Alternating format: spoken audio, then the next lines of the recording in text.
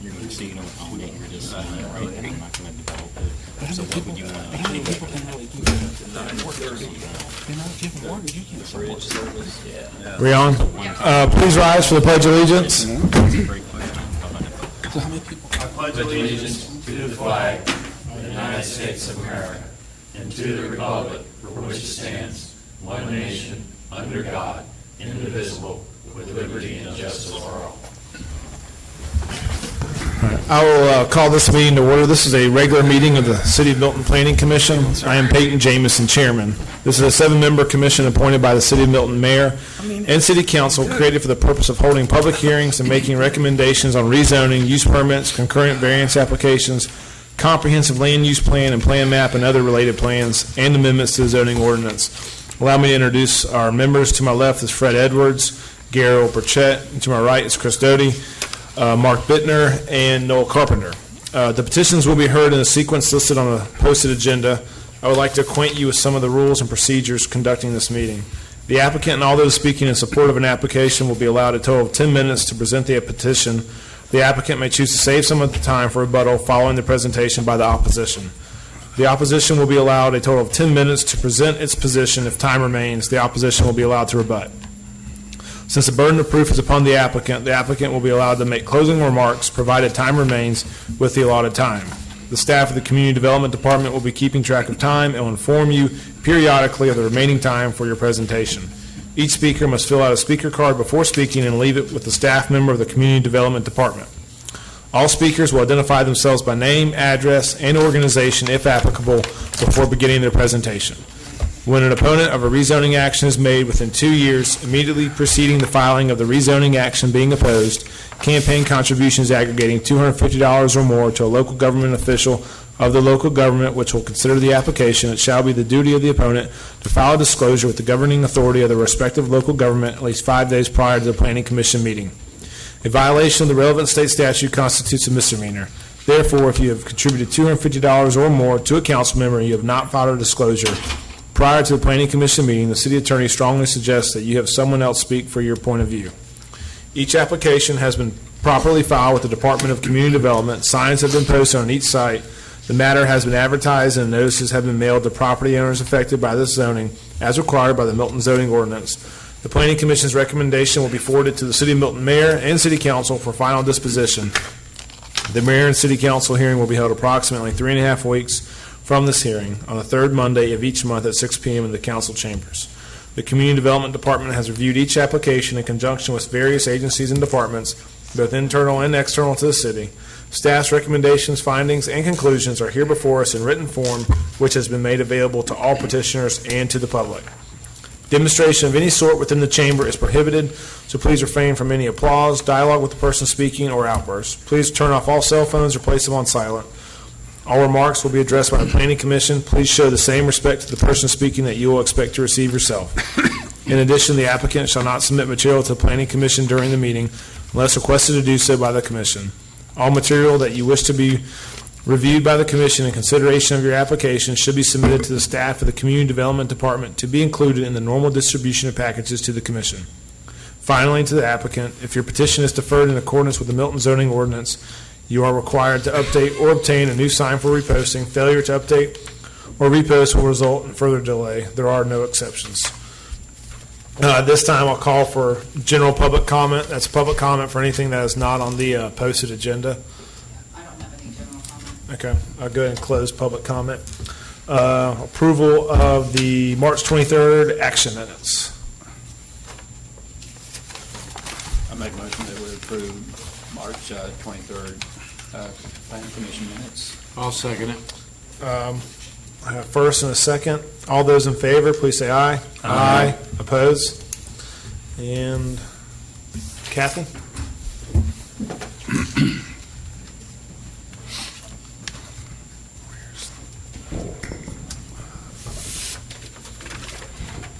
Good evening, Mr. Chairman and Planning Commission members.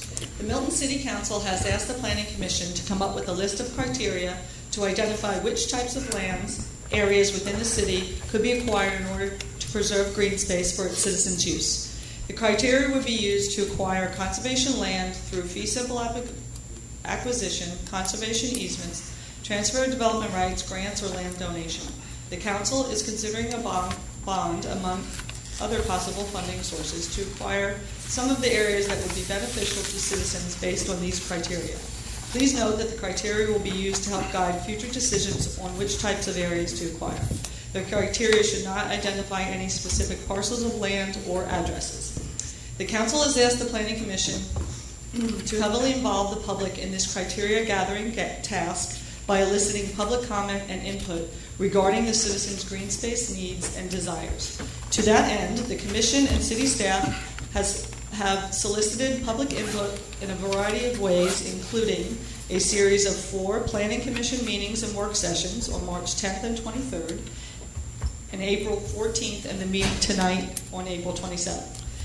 A green space survey that was sent out on February 9th to 4,000 residents via email. A green space link on the city website that allows residents to directly contact staff with their input.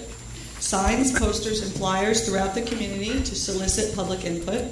And in-person staff presence to gather public input at community events such as the CPAC meeting, Bulky Trash Day, Earth Day Fest, Easter egg hunt, and community meetings. The public input data from all of these sources, including the survey, has been compiled and set out in the document before you entitled Public Input Regarding Green Space. This data, along with the Planning Commission input, discussion, and direction, resulted in a grouping of draft criteria listed on the other document that's entitled Planning Commission Draft Criteria Category List. This is your working draft of the criteria for you to discuss, edit, add to, or change, and then vote on tonight. Lastly, there are a stack of green comment cards available for the public to use to comment tonight on this issue. Are there any questions from the Commission? First, I guess, let's open up for a public comment, if that's okay, and then is there any public comment? I have one green comment card from Okay. Jack Linden. Okay.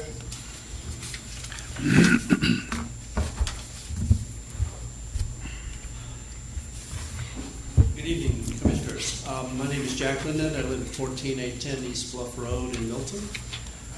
Just a couple of brief comments. I first want to say I'm glad you guys are doing this and not me, because I think trying to figure out what the hell the criteria ought to be, given all the different comments we've heard and all the different points of view, it's really going to be tough. The one thing I would say, if it were just up to me, and obviously it isn't, the most important thing to me is protecting the rural feel, the rural look of the city. And I'm not sure how you do that, for one. And number two, I don't think, in all the comments I've heard, and I've been to all the meetings, that just doing one thing like that would be the best way to get this to pass. I think you need to sort of address all the issues. And that means coming up with land for parks, land for trails, land for view sheds, land for maybe large parcels of land that will maintain view shed or the rural look. The thing that I think is important with this is because, for example, with the parks, I think that we talked about this at the last meeting. You probably need to think about acquiring some property that could be used in the future for increasing the number of ball fields we have. But it's not kind of an immediate problem. That's down the road. But I still think it ought to be considered. I mentioned at one of the meetings that I think asking the citizens to approve the use of this money to buy some land for pocket parks would help get people who aren't out in the rural parts of the city to be more in favor of this thing. So I think those are good ways to go. The one thing I would say that I had mentioned before that I think is important is that we tell people that we're not going to use the money for infrastructure. I think that ought to come from impact fees and from general tax revenues. And this money will be used strictly to acquire property. And I think that'll help go a long way. Last thing I want to mention, I was particularly impressed with a comment that Paul Moore made a couple meetings ago when he suggested the use of the money to buy properties like a horse farm and then to lease that land back to the farm, to the owner, and as a way to maintain the horse farm and not have to actually buy it out, but still have it as a horse farm. So having said that, good luck. Thanks.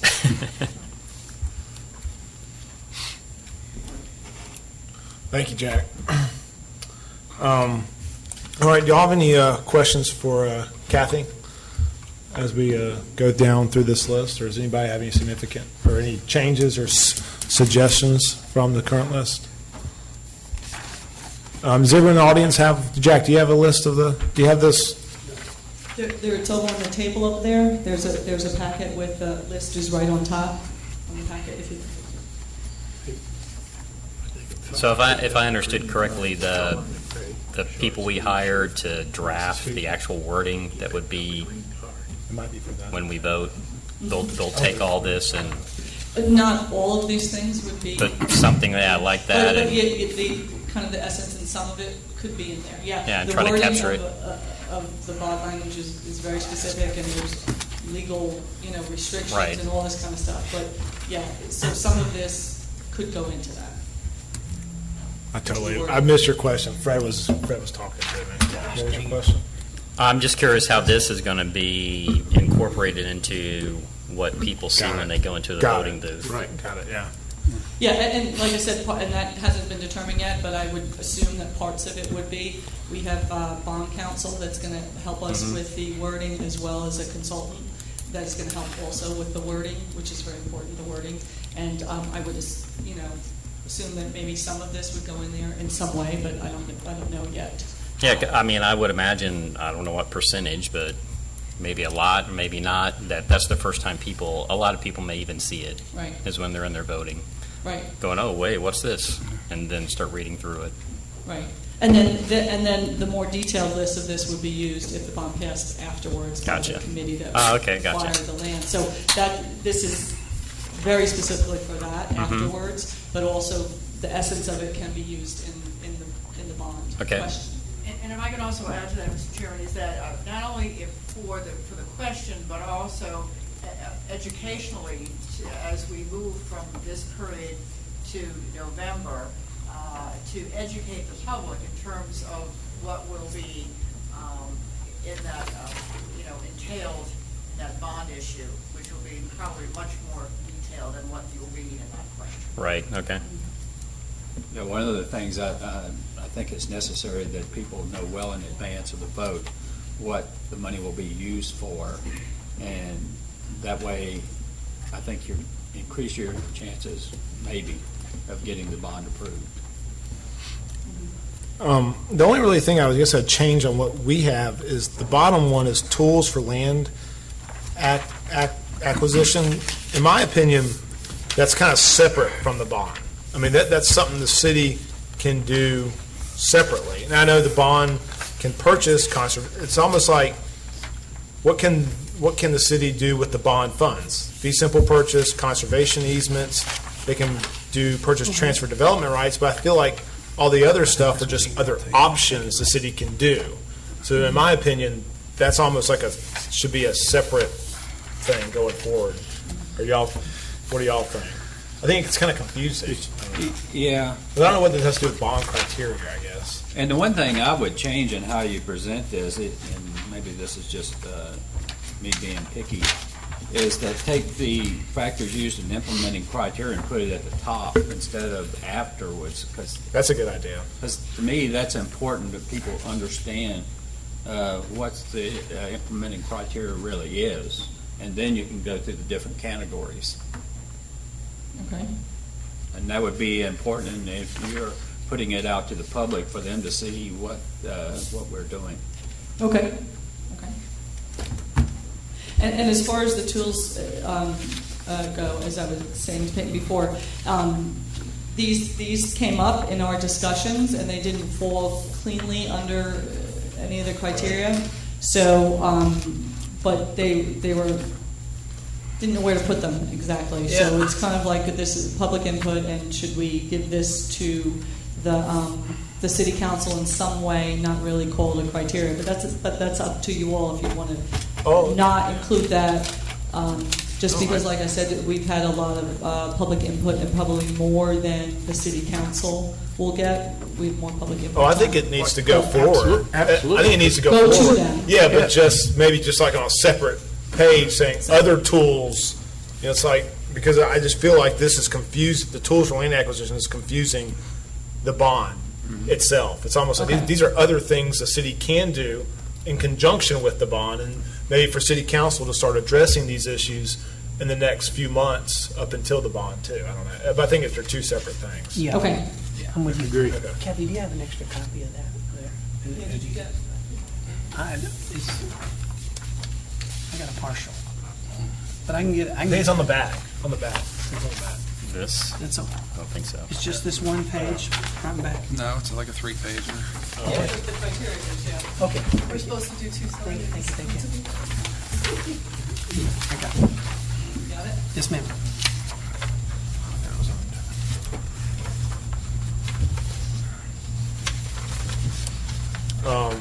And then the only other point I had was on the last one, under factors, land parcels that meet 2 or more of the 3 criteria should receive priority in decisions. My only, I'm just thinking out loud, is would that kind of pigeonhole the city going forward if there's this great piece of land and it only meets 1? I mean, I just don't know if that pigeonholes the city at a later point in time. I'd hate to restrict them, but that's just my, I mean, it looks good on paper. I'm just thinking in the future, would that create a problem? That's all. Will you- How about the word may? Yep, there we go. Or you could just say one or more. Yeah, I mean, yeah, May takes, yeah. Yeah. Either way, May either way, I just don't want to Right. have an issue. That's it. Okay. Should is not a word may. Okay. So May, and did you want 1 or more or 2 or more? 2 or more, if 2 you or use more. May. Yeah, if you use That was the May. thing that was discussed Yeah. at one of the meetings, like. Yeah, if you use May, then May. 2 or Okay. more is fine. Yeah. Okay. I think, and I don't know how we get it into the criteria, but it was brought up in almost every one of the meetings. The people want to make sure that these are willing people to have their land. And that is under, It's under factors. Factors, yeah? that is under factors on the The other second sheet, page of the I'm first one. sorry, Ken, it's on the other. That's okay. Okay. I'll make sure that you see it. Because I think that is extremely important, because if they see that up front, I think they're going to be a lot more favorable to voting for a bond Yeah. than just Let's move it. reading the rest of it. Can we move that to the first one? Sure. Under factors? Yeah, Just that's a good idea. Yeah. Or just put the factors up front. And we're going to do that too. Yeah. That'll be the first Okay. one.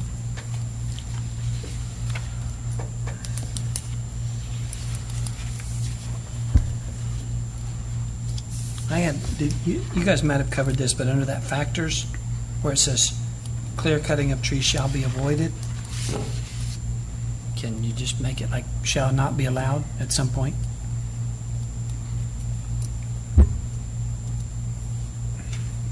I guess the only, I totally agree with that. I just but can't don't see know you how buying some how trees we and then say cut it. them down.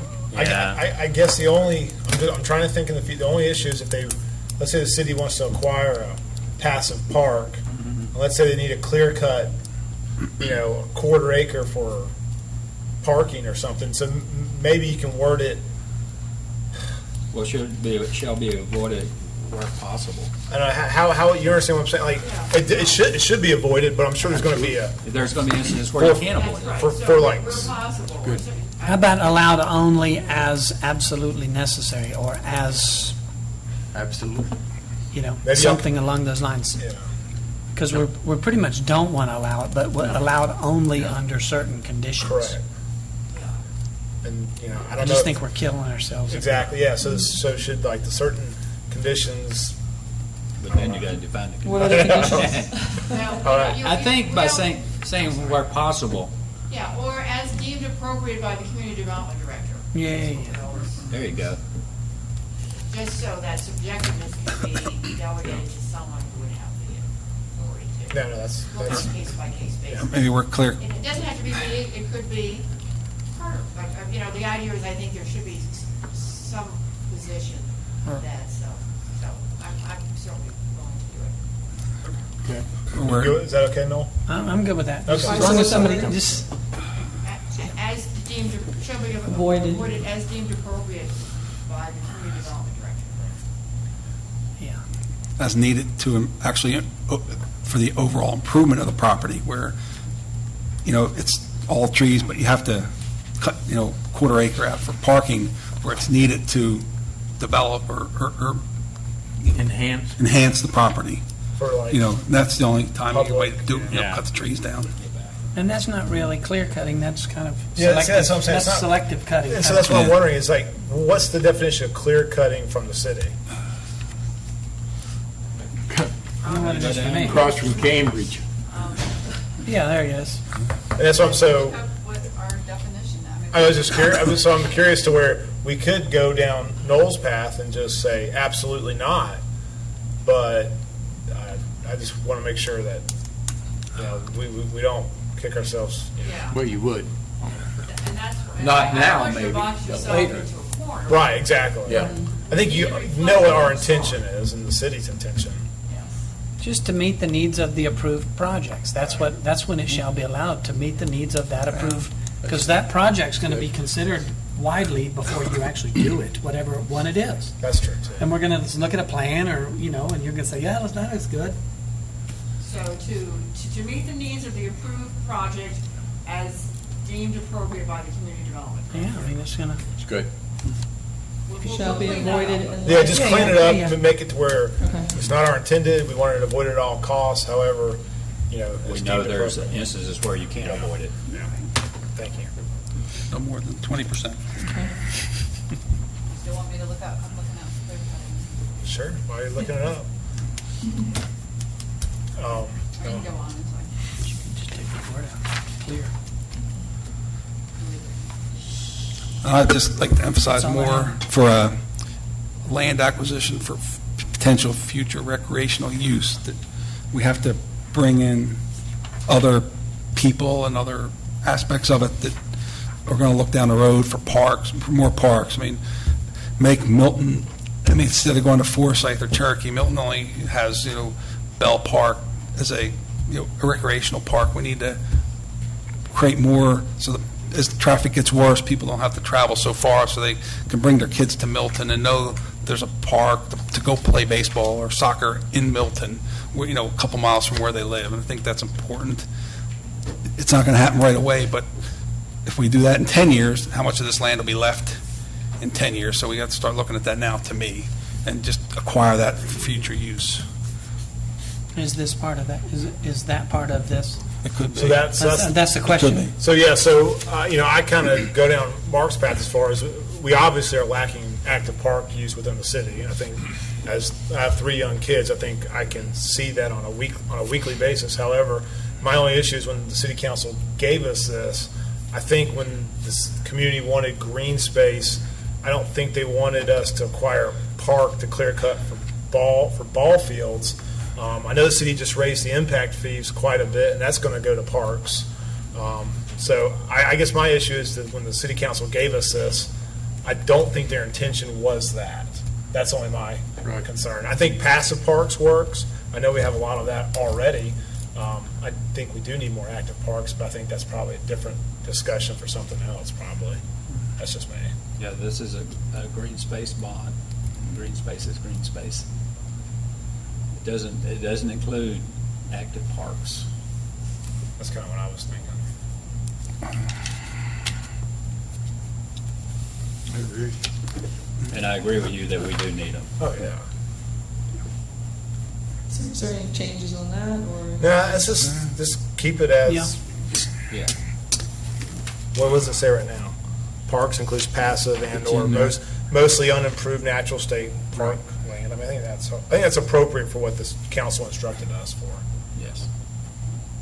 And the language there does allow creating of It kinda- trails and minimal improvements. Yeah, I mean, it leaves a little bit open, but I think if people see this word active or ballparks, they're gonna be confused, I guess, for what the true intention was. That's all. People know what the intention is yet. We're giving it to them. Yeah, I guess my only thought was, I guess when it came when this came up from the beginning, it was because of all the development and the clear cutting of trees. And so, if we do active parks, well, we're going to clear cut for parks. And it's like, I don't know if that's what I just don't know if No, that's the I intention. understand. That's all. That's not what it, back to your point, green space. But Kathy, what Jack said, that lease for the horse farm stuff, I think that idea is a great idea to put in that tools to go along with this. And that's in there. It is? Okay. Yeah, it's in the fourth one. Okay. Purchase of land by the city and lease back options to operators of farms, etc. Okay, yeah. Is that, do you That's want my to stuff. change the wording? No, at all? no, That's good. No, that's good. See, yeah, and so that's kind of one of the reasons why it wasn't a criteria category, No, but it we didn't. didn't want to leave it out. Yeah. No, that's It good. was a good idea. And the tools is necessary because these are, so how would you do this if the question is asked by Correct. some Right. person who wants to know? Correct. So how would you implement that? Well, we could use a combination of or any one of these type of ideas for that. So I think they're all good. And whoever's, I don't know who's going to be in charge of that, but whoever is going to need a wide array of tools to kind of get it done. Yeah, I think, Figure out a way yeah. to get to win. And this, there's also the possibility of other tools here also that aren't listed, grants and things like that could come up. No, yeah, more tools. And I don't know if you want to put that in there. or I not. think the those more- are possibilities. We don't have any grants right now, but that's always. I mean, but you don't have purchase of development rights either, so we don't have. There's some stuff we really don't have in there. So You got I think, purchase of, well, we have transfer development rights. We don't have purchase. Well, the purchase the rights- city hasn't done it yet. The city hasn't done a program of purchase of Yeah. development rights. They have transfer development rights. So go ahead and add. I think the more we add, the better. As far as Tools. for If you got other- council, for this to carry on the council, for them to have discussions on that and on other things. Yeah. Okay, as your input, like, we think that could be something to look into. So to put purchase, or. Yeah. Okay.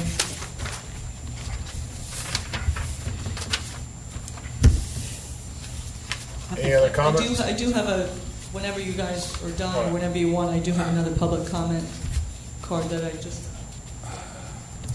I close public comment, but if the commission's okay with me reopening, Okay. are y'all okay with I reopening just public got this. comment? Yeah. I think I'm okay with it.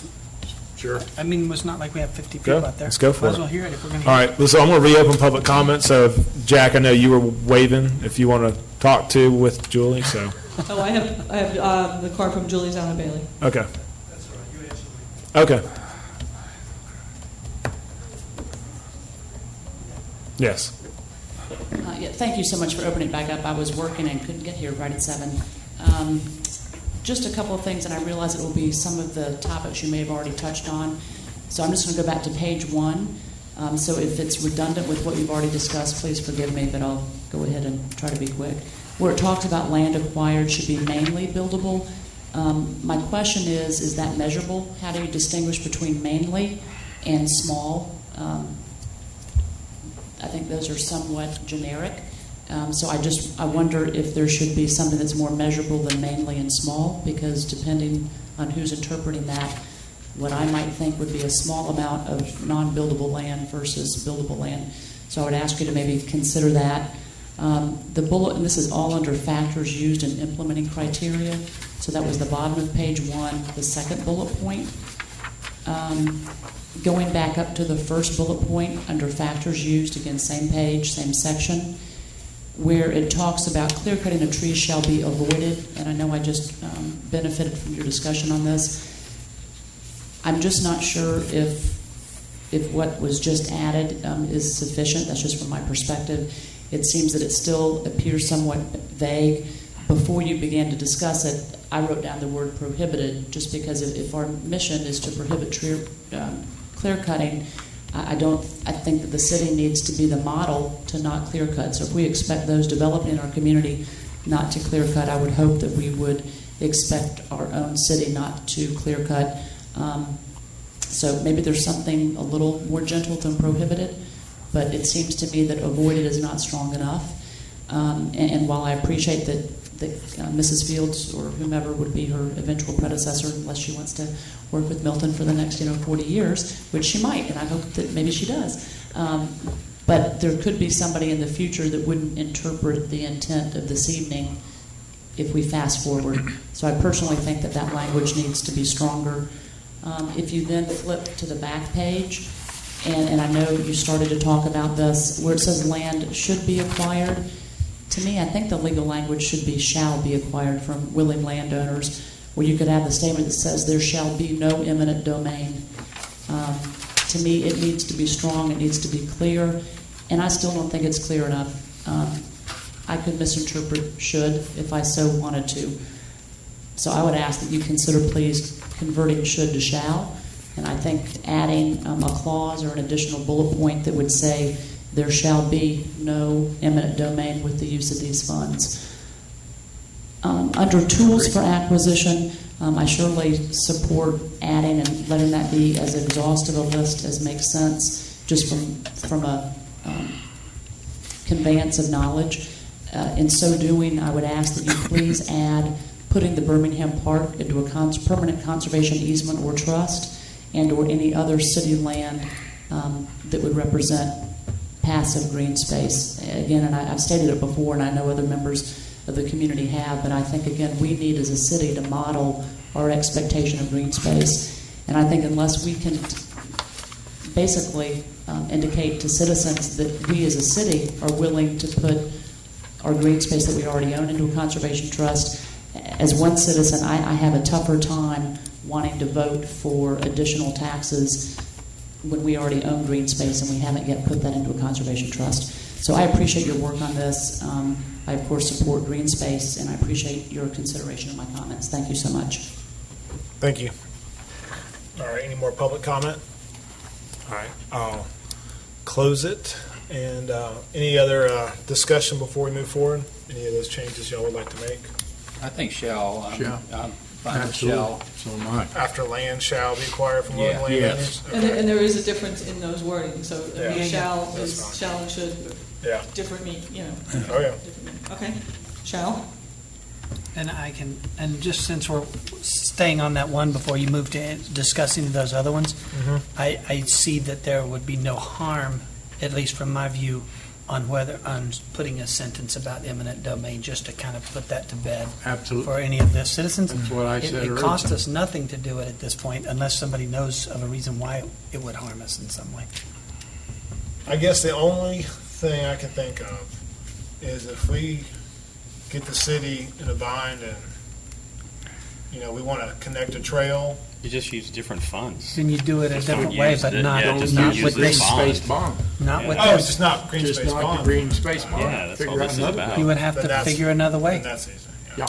It's just not part of this. Right. And so anybody who decided to back this could do it under the principle that I couldn't support anything that would be allow for it. As I said It just- before, that's been the main conversation at every meeting that I've attended. Yep. So we need to have that in there spelled out very clear. Cost us nothing. Okay, so how do you want to word, how do you want to word that? I'm not. And you want to leave in the willing landowners? I'm not and the then- wordsmith. Oh, okay, and then add in, Eminent domain. No eminent domain will be used example, to acquire no eminent land in, in this bond, for this bond. But I know you're going to have some time you're going to have to wordsmith this some, Okay. and the council's going to look at it too. no, something like City no attorney's gonna bond look at it, so- funds? Yeah. No bond funds shall be used for eminent domain or condemnation, or that's another. No bond funds. Will be. So in case, like you said, Yeah, they so can just no get it from bond somewhere funds. Mhm. Shall, do you want to use shall? Shall be used Do it shall? in Shall? conjunction with eminent domain to acquire any property. Okay.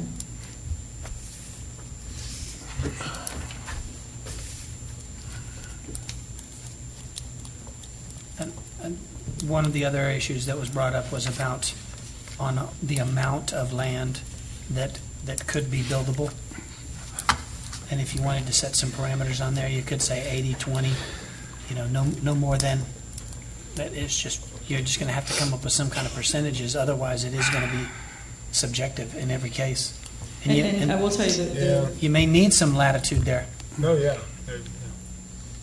And that was because we did discuss at one of the meetings, what if it's buildable land, but then there's a little piece of it within a larger tract that is unbuildable. We didn't want to not be able to buy that land because part of it, didn't fall in the definition. And that's one of the reasons that's written there in case it's a small part or something. So however you guys want to word that one. I could see you doing this as an overall target, and you could say, like, for instance, let's just say that you have $10 million to spend on purchasing land, or you allocate in that way of some measure. And then you could say that, you may buy 10 different pieces in 10 different locations, but as a whole, the land must be, for instance, if you bought 10 acres right off the bat that were floodplain, well, then that would kind of eat up some of your space, so you'd have to be looking at buildable land from there on out, so you'd have to guard against doing that. So I think there are some ways where you could measure it. So you put the majority, which, technically that's only over 50%. I mean, I don't know what, I don't know. Could there be a piece of land with a 10-acre piece of land with a 3-acre pond on it? A pond's not considered buildable, right? Yeah, So I know. that, or it's got wetlands. I mean, I don't know how you can put a number on it. I mean, Yeah, like I said, you really don't want to, you don't want to get the city so hand-tied if there really is a unique piece of property, that you really want to get, so. Also, what if you were in the condition of, let's just say that you could buy the green space between Dinsmore Road and Red Road, that floodplain. Right. And you got the opportunity to buy that, and you could put a trail between connecting those roads. That's And it why could it's be different. just like the green space. Yeah. It would be really good for us, but not But good not for the- the landowner. Right. And then you would be tied up to where you couldn't do it. Right, and that's one of the reasons that you wouldn't really want to put a percentage on it. It's a troublesome Yeah. thing. Probably just leave it as is right Yes. now, but maybe bring that on to council if they can think of something. If you'd like, it's just a matter of format, we could just put a note under the Yes, item. that'd be fine. Okay, just to sort of capture the discussion Correct. briefly. Yep, Okay. that'd be fine. And this is all going to be, again, back to the people who are using these tools and who are doing this with the proper intent. They're going to have to, the information is going to have to be transferred to them, but they're still going to have a lot of latitude to do what they're doing. Any other discussion? Do we need to make a formal motion, or do we just? Yeah, I would think that would certainly be appropriate, Okay. referred by the council Okay. or cast, and I think that you can formally vote on it, report it out. Okay. And we can ask staff to put together a cover memo from the commission for your review, and then we'll send it on to the city council. Perfect. Before we finish, about the Birmingham Park that Ms. Bailey brought up. I've heard that spoken about several times. I've heard the citizens talk about it several times about committing that to conservation land. I don't know whether or not it is and should be part of this, but is that a separate item that needs to be brought up on Planning Commission's agenda and brought before council and said, try to get some type of commitment on that, or is there some other idea? Is there some discussion about that? What is? I mean, I think that's. What do we do? I think it's a totally separate issue. So let's just agree that it is. Yeah. So Yeah, so how did does Greg that? bring that up How as the does that Parks get moved Director? on? Council need to, Julie and whoever can go to public meetings and meet with staff and do what everybody does to try to get it on the agenda at a city council meeting and talk to Jim Craig and stuff, but I think that's totally out of our. I don't see it as part of this, Right, but I no. do No. think it is very important, and Absolutely. I see it as like Oh, yeah. should do it. Well, yeah, it's To been me brought up personally, in I just- every one of these meetings we've been to at some point. But I just think that's probably out of what the city Yeah. council not instructed this, us right? to do. Yeah. Because we already own it, we're not acquiring it.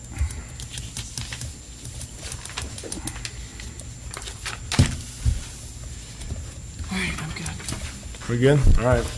Open up for a motion. So can I ask you, when I Sure. make these changes for you, and then you want me to send it back to you guys for a final, I mean, it usually, I after mean, looking at the revisions, or whatever? no, yeah, usually whatever we give you is good. I think Kathy said, well, I'll look at a cover letter, I'll send to everybody. I And, think yeah. Okay. a transmittal, Yeah.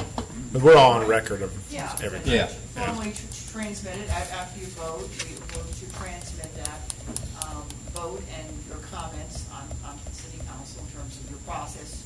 Pretty much we can pick up Kathy's memo in terms of, the process that she enumerated. And you can transfer it back to the council based on their request. You have performed your task. Great. Does that sound all right? Yeah, sounds good.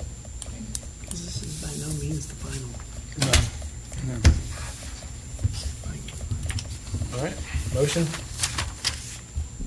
I'll make a motion that we approve the planning commission criteria category list as presented with the changes recommended by the commission. I'll second that. All right, got a first and a second. Any discussion? All those in favor, please say aye. Aye. Oppose? Okay.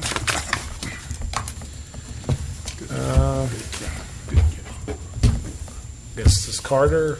Yep, Carter's up.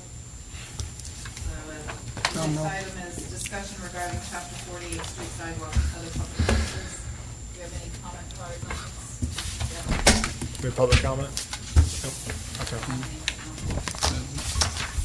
And if I can just sort of set the context, during the discussion on the enhanced rural use shed and the other proposed changes, which are items that have been deferred, which we'll discuss later this evening, the issue did come up about looking at the curb and the sidewalks as it affects the exterior of these use sheds. And based on that, Carter, you did direct Carter to be good to look at chapter 48, which those elements lie in terms of proposed changes to them to create a more rural context. And so that is what will be discussed as part of Carter's presentation before you this evening. Okay. Carter, do you want the, Got it.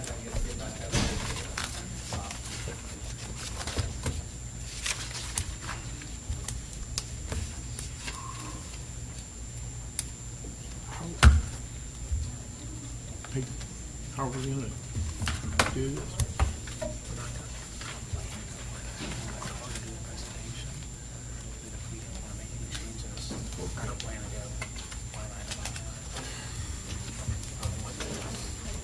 it's like 60 or 70, I don't know.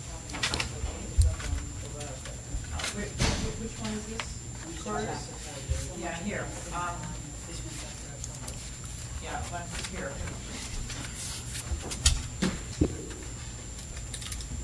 All right, good evening. So tonight we're going to talk about some proposed changes to Chapter 48 to try and address some specific issues that we've identified in the ordinance.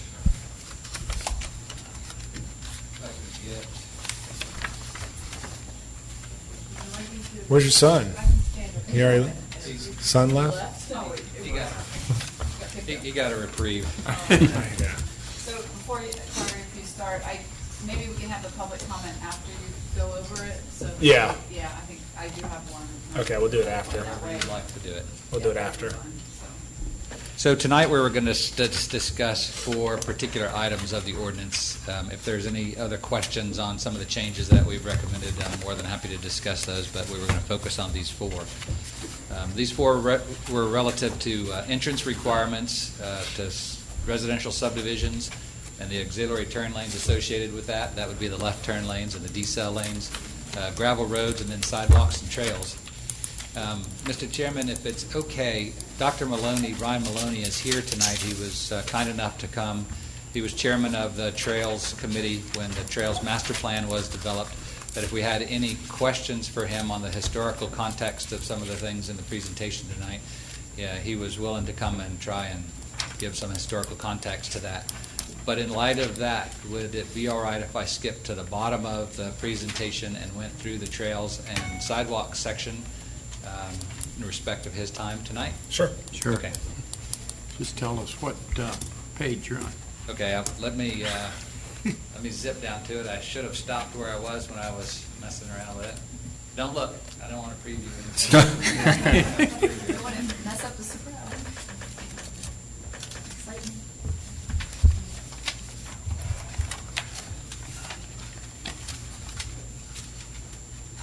Okay, so the sidewalks and trails section, that is going to begin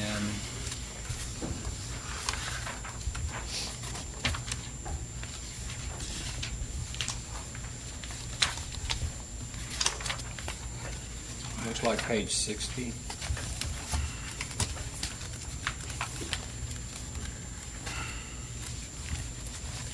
Pretty good. It is section 48,562 will be the first piece that we talk about. So we have two pieces. There's a sidewalk piece and there's a trails piece. The creation of sidewalks in section 48,562 is where I'd like to start. On mine, it is page 45. That's close. Page 45. So just to give you a little bit of background on this, why we think that the trails and sidewalks are an important component of our ordinance. In almost every survey that we've done with the public, trails and connectivity for bikes and pedestrians has rated very highly in those surveys. The latest survey that we've done is relative to the Transportation Master Plan, and in that particular survey we had over 1,300 people respond, and this is the rank of the items that came out of that. So walking and biking was number 2 behind vehicular travel in that particular list. Connectivity also has some components of biking and walking in it too, and that came in number 3. So that's really kind of the basis that we've developed some of these recommendations around.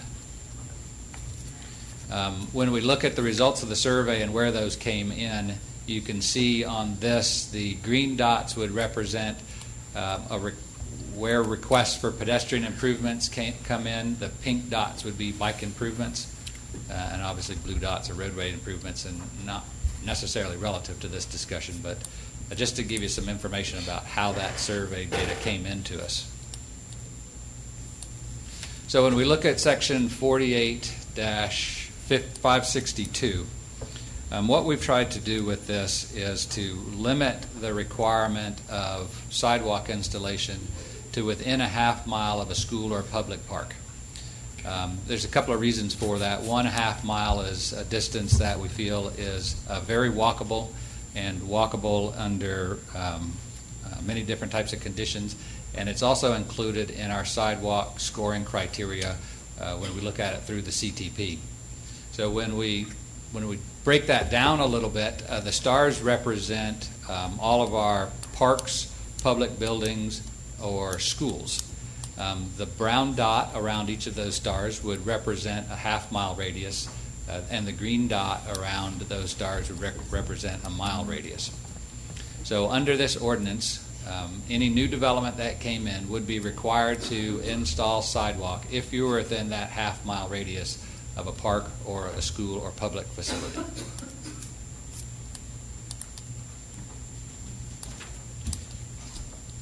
And that's all that section is intended to identify. So we have deleted some sections relative to bike lanes and rural paths in the Milton Trail section, which will be covered in the next one. Are we to talk about these as we go, or? Sure. Yeah. Yeah. Yeah, okay. No, Sure. I'm fine with that one. Yep. It's the one coming up. Go Okay. ahead. It was the one I had, the next one, which section, under sidewalks, number 2. Okay? We were saying that, that it must, maybe I'm on the wrong one. Oh, yeah. Subdivisions or commercial projects, the city shall require internal pedestrian facilities on both sides of the public or private right-of-way. And I thought that in some of our discussions, we had decided that we were willing to go along with only one side. That's correct. And so the intent of this was where it then goes on to say, or as may be required by the subdivision regulations. For a residential subdivision, the subdivision regulations would then dictate one side, two sides, or no sides. So there is a potential based on Okay, so go back to that one. That's correct. That's Okay. correct. So this wouldn't be a place to change it. Okay.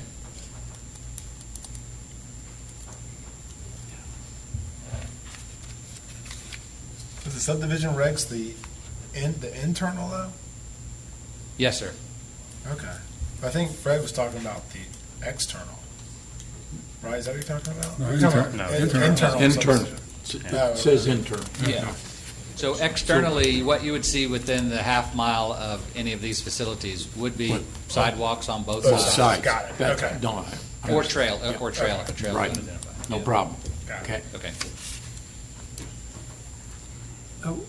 Are we editing as we go, or what are we doing? How are we doing? Yeah, do you see 'Cause edits during If it this was, section? if it was me and I was doing this, I would say, in major subdivisions or on commercial projects, the city shall not require internal pedestrian facilities on both sides or of any public things. The subdivision regulations may allow for that, but the way it's readed now, you shall do it. That's right. But we can let you, but you guys may decide not to. It should be the other way around. They should be, allowed the broadest, liberal policy to do as they please and can decide to do it. But to me, it's just the way it's worded. It says Are you talking about within this one, the half mile of the school? I'm talking about this one where. No, we're 2A. talking- Oh, I was on Number one. 2, Okay. the one I brought up. It's just a wording issue. Could be. And he is correct. The way it is currently worded is you will install it on both sides unless told otherwise by the subdivision regulations. Could it be shall allow instead of shall Yeah. require? I thought we were trying to get away from that. That's Yeah, that was my point. Exactly. The subdivision regulations, how would that require, Carter? Like if it says, like, for instance, in this case, or as may be required in the subdivision regulation. It does it based on a performance standard and a density. So the less dense the development is, the lower the requirement for sidewalk internal. Very dense would require it on both sides. Not so dense on one side. Not dense at all.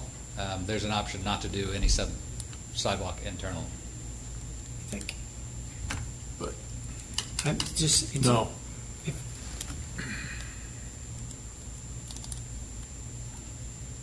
Why?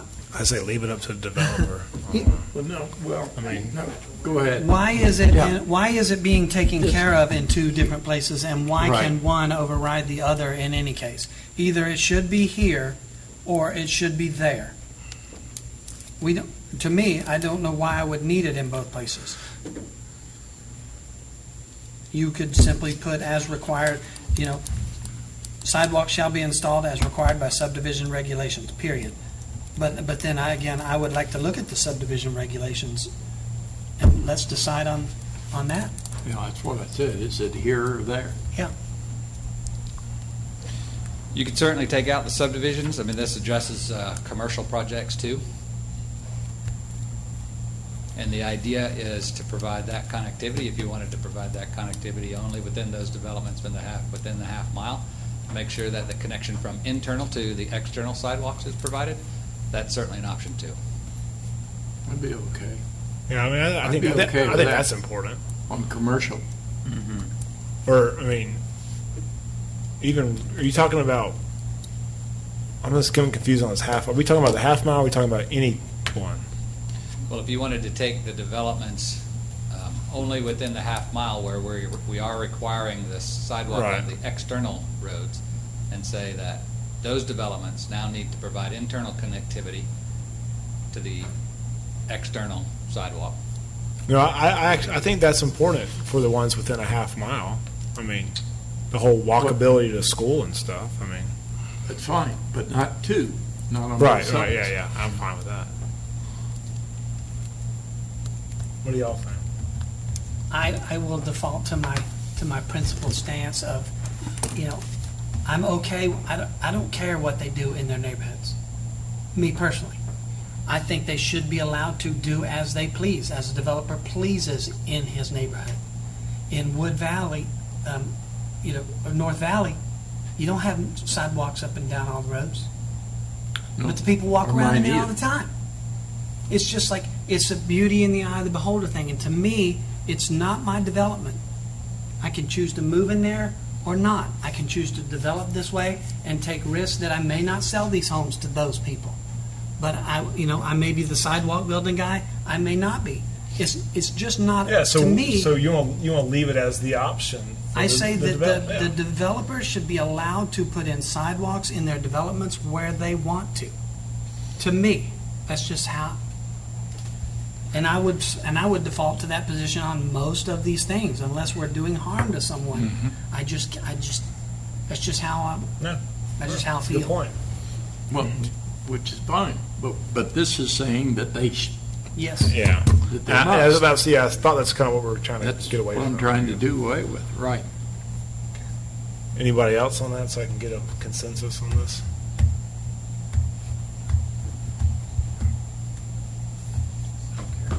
You don't care? All right. Make a decision. You want to delete them from residential and the commercial developments? As far as it has to be required, yeah. I mean, I'm trying to think on the whole commercial development Yeah, though. I think I think it's a separate issue. Yeah. Commercial, It's- Subdivision And and it commercial. requires a lot I of said- pedestrian I foot said- traffic. when I I could said change- originally, it was, Yeah. I'm talking residential, not Yes, sir. commercial. Yes, sir. yeah. I could modify this to be commercial projects and then reference any residential subdivisions to the subdivision regulations. Yeah. And we're talking about major subdivisions. That's right. So what would be on the books for minor? Just, they don't have to do anything, right? It's just So three those are only lots. 2-3 lots. So right? nothing. Subdivision. Okay, yeah, Up okay. to the developer. All right. And you're going to have virtually no commercial in the zone we're talking about. Right. These commercial areas, Only we've up- already got them inside some, They're going to be Not up a- here, and they already have it pretty Right. like much. the Birmingham plan, it's in there. In the Deerfield area, it's in Yes, there. In the- right. They're already in there. Give that. Okay. So I will delete the residential component of it, leave the commercial piece. Correct. And reference the subdivision regulations for single-family residential. Okay. Right. Are we going to talk about the subdivision regs? Is that part of this conversation? It's That- not. that's not All part of all Carver's. All of these changes tonight were relative to the external components of a development, not internal. Internals, I'm assuming. That one just Covered. happened to be in there. It is, it's something that I was mean, it's left just, over. it's just, I was like, yeah. It's left over from the original ordinance, Yeah. so we tried to modify the language to push it back to the subdivision regulations. And we can modify that again. yeah, Yeah, that's good. Thank you, Noel. sorry. That's good. Thank you. I'm not trying to, One. but That's kind of what we're Carter. supposed to do, right? Yes, sir. On that page, at the top, number 5, starting out existing, Yes, sir. in, as part of the trails plan. Yes, I got that one, yes, sir. I did see that. They always Is it get on, PA they always get PALN? on me that, no. Oh, and just to let you know, we did make a couple of changes since the draft that you have. So the title of 48-562 is just the creation of sidewalks. Paths and trails is deleted. Okay. And then in number 1, where it says, within a half mile of a school or a public park, and the section is not identified on the current bike, we changed that word section to parcel to make it more clear that that if this parcel is not identified on the trails plan, then you have to do the sidewalk. If it is identified on the trail plan, then that comes back to the next section that we'll discuss. discuss. So, before we go on, I guess a point of order a little bit is, I guess the public, some of the public is feeling like, I think it's good to present, but then they want to have input before there's decisions about editing, so maybe just like we. Yeah, I was about to say, we're Staff report, we go through the full staff report, and then there's public comment, so maybe. Yeah, I was about to say I was noticing that too. We're kind of getting ahead of the curve for the public So let's just comment. let you do your full presentation and then go We'll back. go back. And Okay. and then have them. All right, so just put marks and keep then you going. guys start your Okay. deliberations. Yeah, we'll just make our own notes and then. Okay, all right, perfect. Go, Carter. So then that's all I have on 48,562. The next component of this would move on to the trails piece, which is on page 60, and that's section 48,653 is where that starts.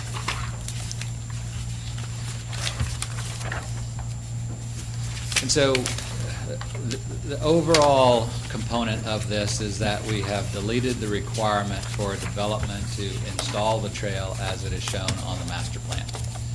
And the reason for that is because of the implementation of the impact fees.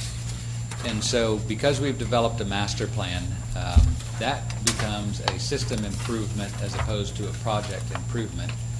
And under those rules, a system improvement is paid for by the impact fees. And so the majority of this basically went out and said, all right, you don't have to, as a development, install the trail as it's shown on the plan. You have to pay for it through your impact fees, and at some point, the city, whether it's through impact fees, bonds, T-SPOS, whatever funding that we come up with, will install the trail in some form or fashion, loop connection, however we see a valuable connection to be made. So when you look at section 48-674, which is the creation of the trail plan, that's where we deleted those sections, and that's why we deleted those sections in 1 and 3, to identify that you don't have to build it, but you do have to provide us with the right-of-way and or easements necessary for us to build it when we come through at some point in the future. So what we would typically see then on the plan is that it would be designed in some fashion to identify the right-of-way and or easements that would be necessary. That documentation would be done, but it wouldn't be built as part of the overall development. Did you say did they pay for it through the impact fee, you said? That's right. Okay.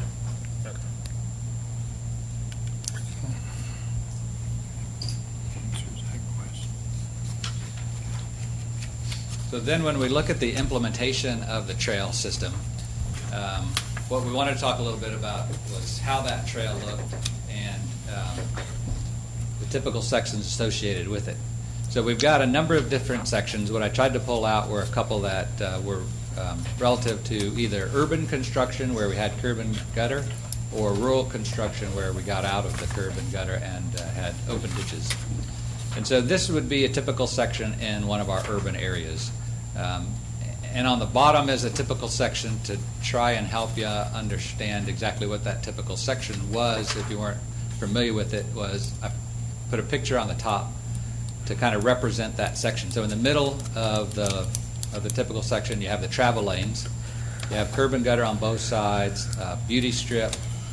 On one side, you would have a 10-foot trail, and on the other side, you would have a 5-foot sidewalk. And so that's sort of represented by the picture, with the exception of on the left-hand side, it's just a 5-foot sidewalk rather than a 10-foot trail, because I couldn't find a good picture to represent that, but hopefully that gives you a little bit idea about what these typical sections represent. And then in our urban section, same thing without curb and gutter. So as we've talked before, one of the primary reasons for the curb and gutter is to control drainage. So when we don't have curb and gutter to do that, we've got to do it through installed drainage ditches. And that's what this section represents. So again, you see the travel lanes in the middle, they're in red, and then the drainage ditches on either side are represented in green on the typical section. And then you move on out to the trail. And in the rural sections, in a lot of cases, there's only trail on one side of the road, which is represented by this section on Hopewell. So if we were to develop out all of our roads under those typical sections, and I know curb and gutter has been a discussion point on this in the past, what we wanted to show here was, one, the red lines indicate where curb and gutter exists throughout the city, and then two, where we would have curb and gutter on our main roads with those typical sections. And so what you see in the blue, the highlighted blue areas, are all the roads where the typical section would call for curb and gutter on either one or both sides of the road. So for the most part, it's all located within the southern section of the city, and in the more developed areas, except when you get out towards the New Providence Road section. So that just kind of gives you an idea about where curb and gutter would be on our main roads if we were to install it as it's shown on the currently approved master plan. This also shows you the master plan, actually. So the trails in green are all represent where the trails would be located with different types of sections. So urban versus rural, typical sections on those trails. So is this what's currently on the books right now, what we're looking at? It is. Okay. So if we made no modifications to the trail section, Because I think some of this curb and gutter on some of these roads, I mean, like on the Providence section, and I mean, there's just some sections I think probably maybe shouldn't be required, but that's just my and one of the reasons I asked Brian if he might come tonight was to try and help with, if there was some discussion on how we got to this point, he may be able to provide some insight through that process. That was all back before I got here, so unfortunately I don't have that history. But Brian certainly does, and he's been gracious enough to come tonight to help us with some of that history. Let me see what else. This is going to be a difficult one to explain, but so I'll come back to it. Yeah. Does anybody have questions for Brian? Right now?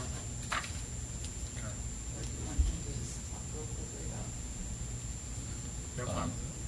Okay, so let me try and explain this one a little bit. I brought my board here in case I need to draw on it. But what this tries to represent is why the curb and gutter is valuable to us in tying back into existing grades. And so to the far left represents the edge of the travel lane. And if you can see through that kind of to the right, there's a green curb and gutter there. And so the gray, green, and red line, they indicate what our shoulders would look like and how we would tie those back in to existing grade, whether that grade may be dropping away from the road or rising from the road. And so the gray line, the first line you see is the gray line, and that represents a line where we have an opportunity to pull the trail up right to the back side of a curb and gutter. So we wouldn't ordinarily do that without some sort of barrier. And while curb and gutter isn't necessarily a true barrier in the sense from a traffic perspective, it is kind of a visual barrier and provides people on a sidewalk with some level of comfort that they've got some protection from the travel. And so when we pull that curb and gutter up to the back of or when we pull the sidewalk up to the back of curb and gutter, you can see that that gray line allows us to tie back into the existing grade, whether it's dropping or rising, much faster. The green line represents where we would tie in for a sidewalk, typical sidewalk section with curb and gutter and the 5-foot beauty strip. And then the red line represents what we would have to do with no curb and gutter and the installation of a drainage ditch as shown on that plan. So you can see the curb and gutter gives us a little bit more flexibility to tie in faster to existing grades. Sometimes that's necessary, sometimes it's not. It really depends on what's out there, but it does give us a little bit more flexibility to do that.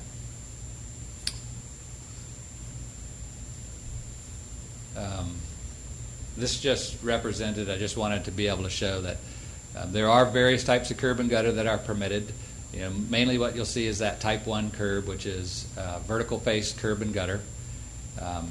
You can temper that a little bit with a type 2 and a type 3 where it's more mountable. You basically camfer that edge, gives a little softer look, and then a type 4 is a rollback curb.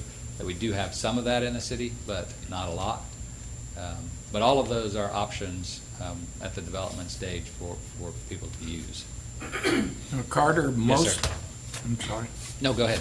Most of this, we're talking about main road, The trail section is all relative to the all main road. relative to the main road? Yes, sir.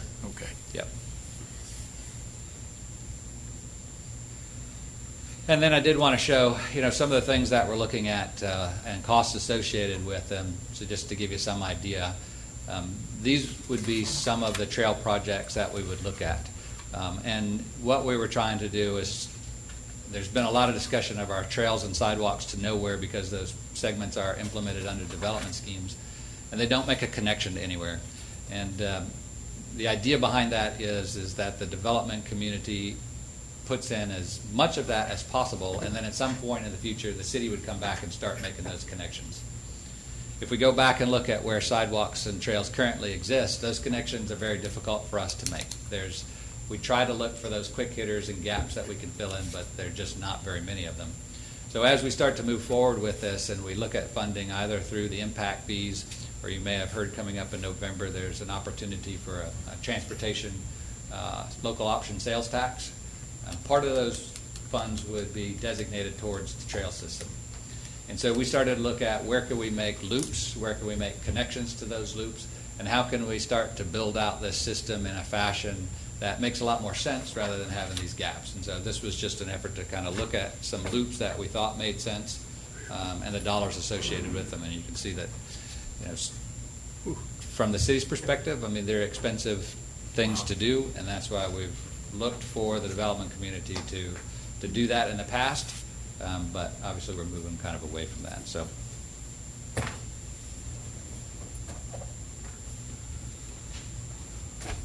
that's a little bit of background on some of the changes, how we got to some of these changes in the trail section. I don't know if there's any of them specifically that you would like to discuss, but primarily it's been moved to impact fees and out of the requirement for development projects. All right, let's go ahead and go to the other sections. Do you have any questions for Brian, though? So, the trails? I just don't want him to sit through this if he doesn't have to. You're welcome to stay for the rest of it if you want to. I don't have questions, but I have comments about that that's going to impact what we're doing. So I don't know if that's for him or for Carter or however we're going to do it. Go ahead. What comments? Well, for example, if you go back to the trail project map of future, just kind of your projected. Okay, if I was to ask you, Carter, realistically, and I know this is your best estimate, and realistically, when could you see that happening? For the ones that get selected under the T-SPLOST funding, the goal is to have them complete within a 5-year period. All of what? No, not all of those. So what we have to look at is how much of the funding are cheap ones would be of Milton's, and how many of these projects would fit within that funding scheme. So that funding scheme will look at bridge improvements, intersection improvements, road improvements, and trails is one component of that. So we looked at all of these. Realistically, I would say probably something like the Deerfield Loop and maybe the Cogburn segment that gets us up to Bell Park could be funded under that T-SPLOST, but that's a discussion that's going on right now. But this is 10 or 20 years of projection. Could be, yes, sir. And so the reason why I'm bringing that up is because I can't see building sidewalks in front of neighborhoods if they're not in those areas right now. I can't see building any of them that would be on the outside of a neighborhood, because it's not going to get connected. There's sidewalks in front of White Columns that have been laying there for 20 years. This is going to be at least 40 years before you connect them to something else, based on what that map says right now. So a development, when it comes in, except for those within a half mile of a school, would not install any of this. Yeah, I just, I can only represent myself. You talking I'm about just- sidewalks? Yes, sir. Right. I just Okay. can't, I I just, agree. from my, I just. Well, I'm looking I at cannot Hopewell rationally Road. I can't rationally put something else out there, to me. We're not going to. Yeah. Unless it's within a half mile. So I mean, Well, I don't. Yeah. So, You're just reiterating what he's already okay. told us. But here's my point. Let's say that there is one up in this northern area of Milton, and it's within half mile of a school. Okay, is that another projected connection program that's going to happen, that somebody's going to build out within half mile of a school? It could be, But it's not on here now. but it's not included in this. And that's so right. my point is, you're going to start laying out pieces of sidewalk that could lay there, not connected. You still cannot get to the school. My wife's not going to have my son, daughter, or anyone else walk 100 yards of sidewalk and then the woods to the rest. It's not happening. It's not reasonable or rational to think that it's going to happen anytime in the very near, in the distant future. So I'm all for the sidewalks, I'm all for the plan, but why do it in these bits and pieces? Let's do something smarter than that with our resources, with our money. This is a good target of what to do, but to just have people putting curb and gutter and sidewalks in that's way in the distant future is not for my vote. I couldn't support it. I agree. Just since we're on that comment, I just. Yeah.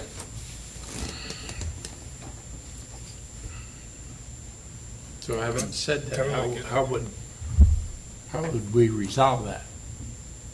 Define as areas that. Scott, it's okay, ma'am. I think we should, and I think There. the go way ahead. I would Yeah. direct it would be to support these corridors of plan that Carter and his team are working on. I mean, this is a great Right. idea. So let's help him with that. Let's support these, and where viable, where the plan is at least, one of the notes I wrote more than a month ago, probably 2 or 3 months ago, was that we should support things that are on the plan, are funded, are projected, are reasonable to assume they're going to happen. And where they're not, like you're saying, when we build those, that'll be impact fees, and we use those funds or a bond to decide we're going to put in a bike trail from Milton High School all the way up to Birmingham Crossroads. We put in, we bond it, we fund it, and we put that in, but on purpose, not try to connect a bunch of disjointed No, that ones makes that sense. don't. It's just Okay. We'll That's how I would keep do on it. going with your presentation, but, because we're going to have that discussion after, Okay, because that'll be a long one. okay. So then let me go, Yeah. No, yeah, we're going to get to it. let me go all the way back to the start then. All right. And then after your presentation, we'll do public comment, and then we'll get into it all. And Carter, I know you know this already, but I'm not attacking you or your plans. We've been thinking about this for quite a while, and we need to get it out there and get it approved or disapproved. But I'm not attacking your ideas and your plan. So I won't take it personal. okay, I don't want you to, and I appreciate that. I said I was going to go back to the front.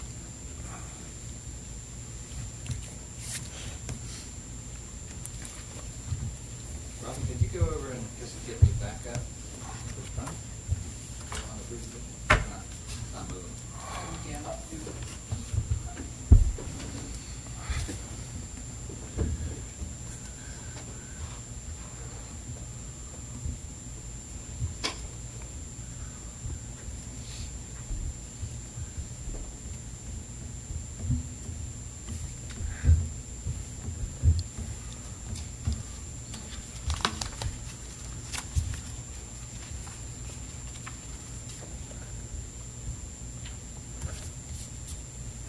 Well, while it's stuck there too, I mean, if there's any feedback on one of the other styles of curb and gutter that we think, traditionally that type 1 vertical curb is something we're going to spec. Everybody's used to building. So now is it working? No, well, No? yeah, I think we'll get to that once we have public comment. All the way at the beginning? Okay, that's where we are. No, we're not. Not on the screen. Not on the screen. I just for my money, it would have to be part of a plan that did, Look at the screen. before I put any curb and gutter down, I would have to say that it was integral with a plan that was going to be provided in the very near future. I ride my bike, and I know there's other bike riders, and it's dangerous for the bike riders. It traps you on the road, and you cannot get off. Right. So it's got to be integral with the right plan and the right system of things without just putting them piecemeal and requiring they go in. I just can't support it. I agree. You could have an option of sidewalk bank. So what that would do, and it exists in the code today. Yeah, we talked about that at the, Which I like that, and I know Scott's bobbing his head, and I know you and I talked about it. We drove around for 2 hours one day. That's great ideas. So what the sidewalk bank doesn't allow you to do, it doesn't allow you to take funds for a sidewalk on one site and then use it across town where you think you may need it. So it has to be managed in a way that we can take those funds now, and when we come back to do a plan for that half-mile section, we can implement it at that point. That's exactly. Where we have administrative problems with that is everybody wants a unit price for a section of sidewalk, but every sidewalk is a little bit different. So for us to say, to go into the bank, it's $50 a foot. I see that. May be okay on some sites, it may not be okay on other sites. So it's difficult for us to develop a single dollar figure for that. What we don't want to have happen is to have $1,000 put in a sidewalk bank for us to come back in 2 years or 5 years or 10 years, and that section of sidewalk now costs $10,000. Yeah, I mean, I understand the use of taxpayer funds is probably not the best, but I think y'all can find some sort of happy medium or calculation or something to come up with. I don't know. I mean, if that's an option we want to look at, we can certainly go back to that. Yeah. I'll mark that. I mean, whether it's $50 a foot of road frontage or $10 a foot of road frontage or some number, and maybe somebody's got to classify them as like this is classified as a type 3 frontage. They're this number. Type 2 frontages are this number, and type 1s. I don't know how to do it, but it's. All right. Maybe I should just do this all in reverse, and it would be faster, but.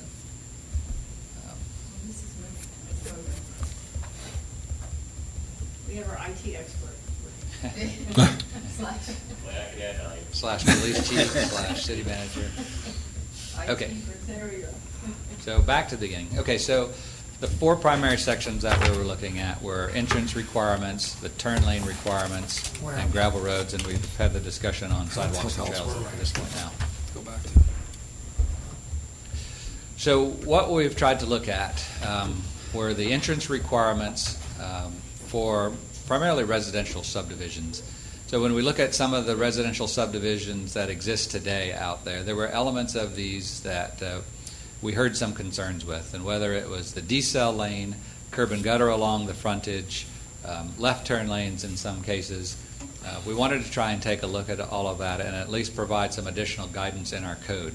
So even though a lot of these elements are already permitted under our code, and in some cases are probably what we're looking for from an aesthetic standpoint, it was always up to the developer to install those in accordance with his particular development.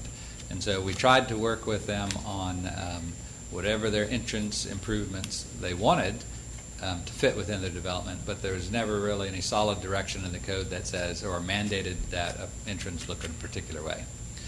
So all of these have elements that I think we all like, but none of them were necessarily perfect, and I don't know that we ever get to a perfect one, but you never know.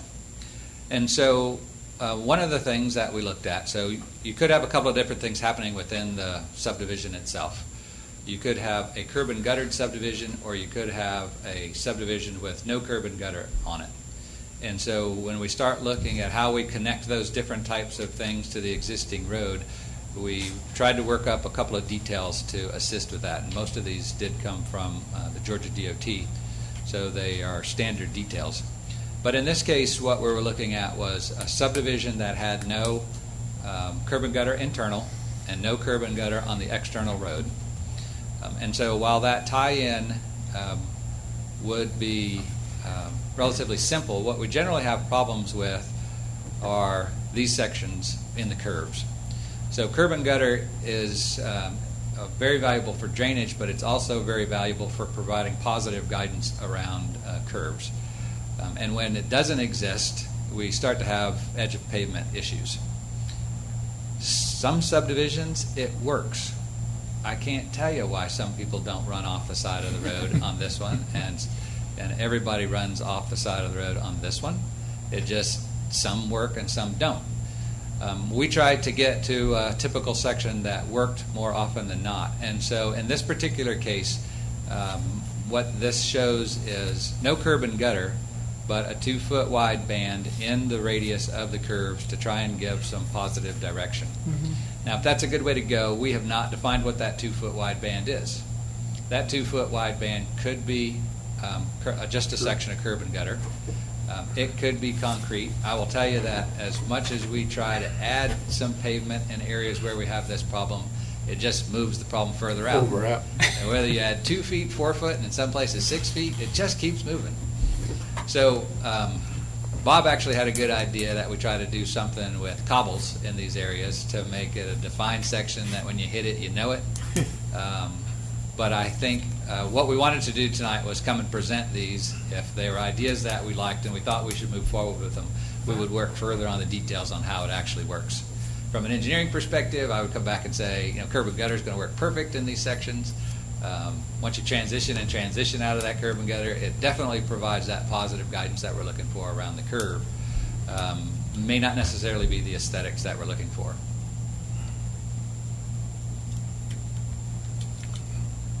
So, if you go back, I could tell you why they're running off that curb. I mean, because there's like nothing there. So if you go back to the previous one, see how there's bushes right there. There's a sign. I mean, that's kind of So it could be landscaping components. The big trucks. It's big trucks. It would make no difference. Big trucks can't make that turn. It could be a wider radius. There are some things that can help with that. And they're just taking it off. But they open up the entrance. And if that starts to get away from really kind of the aesthetics that we're looking for, we would probably push towards providing some kind of positive guidance to direct that traffic a little bit more. Well, then you got to decide how far back, which you've indicated, you're going to go with that if you put it curved. Yes, sir. That's right. So generally we would come around to the end of the radius. Once we get them in and around, people tend to do pretty well. They don't hit the end of the curb before they... They'll hit the end of the curb coming in. Right. And we've tried to set that off a little bit. So I've got some slides in here. You'll see some that go out a little bit further than others. If we go back to some of these, that's a straight vertical curb section. This is East Bluff Drive on the backside of North Valley. That's a straight vertical curb section, and it extends along the frontage. So it has, you've got a lot of run up coming into it. Mm-hmm. And when we looked at that one, like they taper it down at the end, Fred, right. on both ends of it, Yeah. or they turn it away from the road completely and dump it off into the woods so that there is some drainage. Here is one. This entrance. This is actually a granite curb entrance. This is Hayfield over off of Providence Road.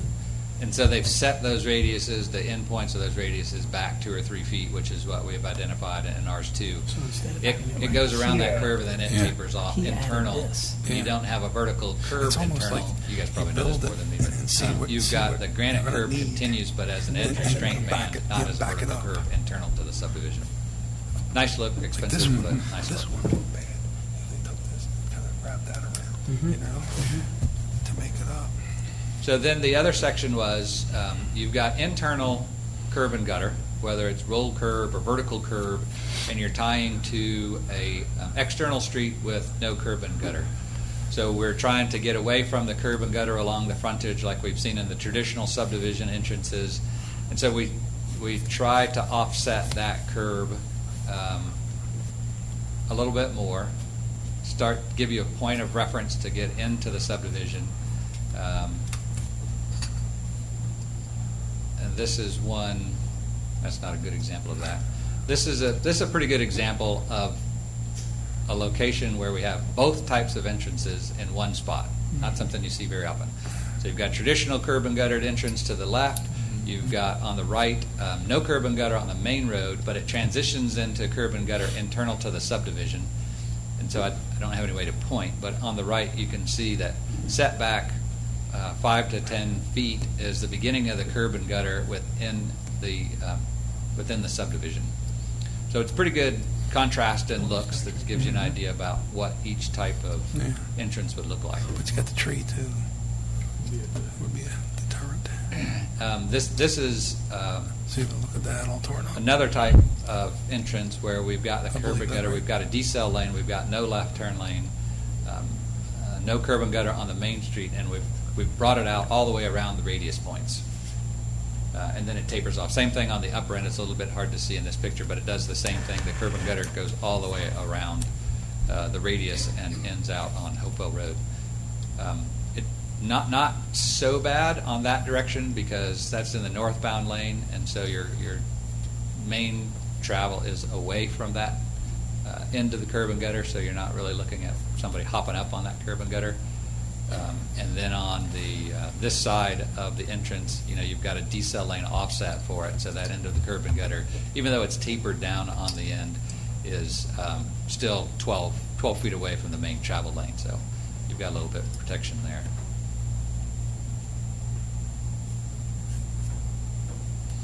And so if you look back at our detail, this is what that subdivision entrance detail would look like. Curb and gutter internal, no curb and gutter external. The radius returns end prior to getting to the main road, and has a pretty nice transition to me. This is out on 372 actually. Mm-hmm. That's good.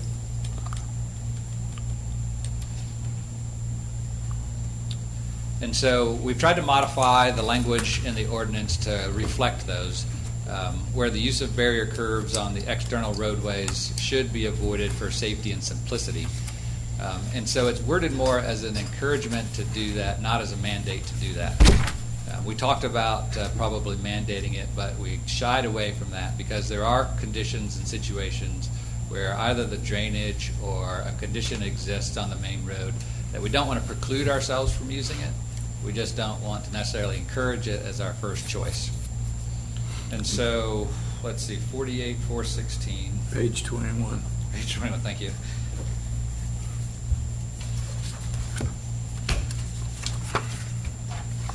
So that starts the auxiliary turn lane requirements. So left and right turn lanes. We've kind of defined how that entrance looks as we tie into the main road. This section of the code now goes on to try and determine when and where we'll include accel lanes, and not accel lanes, but decel lanes and left turn lanes. And what we've done for that is we have modified our table. So in the old table, we looked at two different conditions. We looked at the condition on the main road. So what's our traffic volume on the main road we're turning off of, as well as what are our turn volumes coming into the subdivision. And either one of those could trigger the requirement for a left turn lane or a decel lane. And for the most part, the turn volumes into a subdivision did not trigger it. Most of our subdivisions are relatively small. It was the turn volumes, or it was the mainline volumes that would trigger it. So when you got to 4,000 or 6,000 vehicles per day on a main line, it didn't matter what kind of development you did. It required a turn lane off of that. And most of that was due to just operational efficiencies. So when we're starting to look at these higher volumes on the main roads, the left turn lanes particularly, if we had to choose between one or the other, we would choose a left turn lane. The left turn lane allows a vehicle to get out of the flow of traffic. For safety reasons, he's not sitting there stopped in a traffic lane. And for operational reasons, he's not sitting there blocking up traffic that could be moving through. So what we did is we modified that to start looking at more at the turn volumes going into the subdivision than the volumes on the main roads. And so this actually comes from the Georgia DOT manual, so we were comfortable moving forward with one change. And so in Table 10, and probably Table 12, which talks about the volumes, you're going to see on yours probably an AADT, which is an average annual daily traffic. We've modified that to a daily traffic count, which is going to be a little bit different, and it's going to trigger probably the turn lane requirements more often than Georgia DOT's requirement. Because what happens with the average annual daily traffic is it looks at a daily count averaged out over an entire year, including weekends and holidays and all those types of things. And we have that for some roads, we don't have that for all roads. So from an administrative standpoint, we simplified it for us just to look at the daily traffic that we can do on in our normal course of business. So we can start to determine what our traffic counts are on these roads. It's not an average annual count, it's a daily count, and so it's probably will trigger, but I think it's something that we needed to do from an administrative standpoint. So what does that mean? So if you start looking at our roads, where we have either speed limits less than 35 miles an hour or traffic counts over 6,000, this is what you see. So you can see that our mainline roads, the roads where we would be most concerned with getting traffic out of the way and where we would trigger those left turn lane requirements are in the blue, and the others are represented, would be counts under 6,000 right now. So Carter, you're saying like Freemanville and Birmingham's over, because it's more like an aqua blue versus regular blue? that's right. And again, in this section, we also require, if you're not required to install the turn lanes, we are requiring the dedication of the right-of-way, so that in the future, if we start looking at operational improvements being necessary in some of these roads, the right-of-way does exist for us to do that without having to do a lot of acquisition. And that's what you see. So that's the tables, the modified tables 10 and 12. Table 11's in there, just gives you the distance if you have to install these turn lanes, what the standard distances are. And then you'll see in that section on page 24, section C, is the requirement for the right-of-way dedication, even if you don't have to install them. What we just don't want to be in a situation where in the future when our traffic counts get so high and we're having some operational issues that we also have to go back and do right-of-way acquisition in areas that would be very difficult to acquire it. So that's why we put that in. Dedicated now. And Carter, how often do you update this flow plan? Like, I know we're growing, so when will this be? We do traffic counts every year. So we're maintaining traffic counts. We do the more detailed modeling every 5 years when we do our CTP updates, our transportation plan updates, which we're in the middle of right now. Okay. But we would update our counts every year, or we would update them for specific projects. If the project was large enough, we'd do counts for that project, or they would do counts for us, more likely. But at least using this, someone could forecast and they say, hey, I own a piece of property and it's generally right there. Looks like I'm going to have to do it. They could start budgeting for those type of things up front instead of having to wait and see. We did not get into the ordeal of trying to forecast out 10 to 20 years about what these volumes would be doing and require these turn lanes. It's basically based on conditions as they exist today.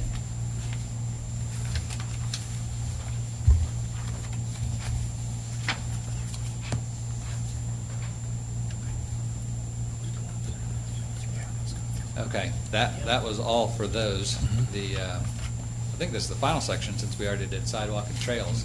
There was some discussion about allowing gravel roads in private developments, and while they were allowed under the existing code, it was basically one sentence. For a private road, under exceptional circumstances, gravel roads could be constructed.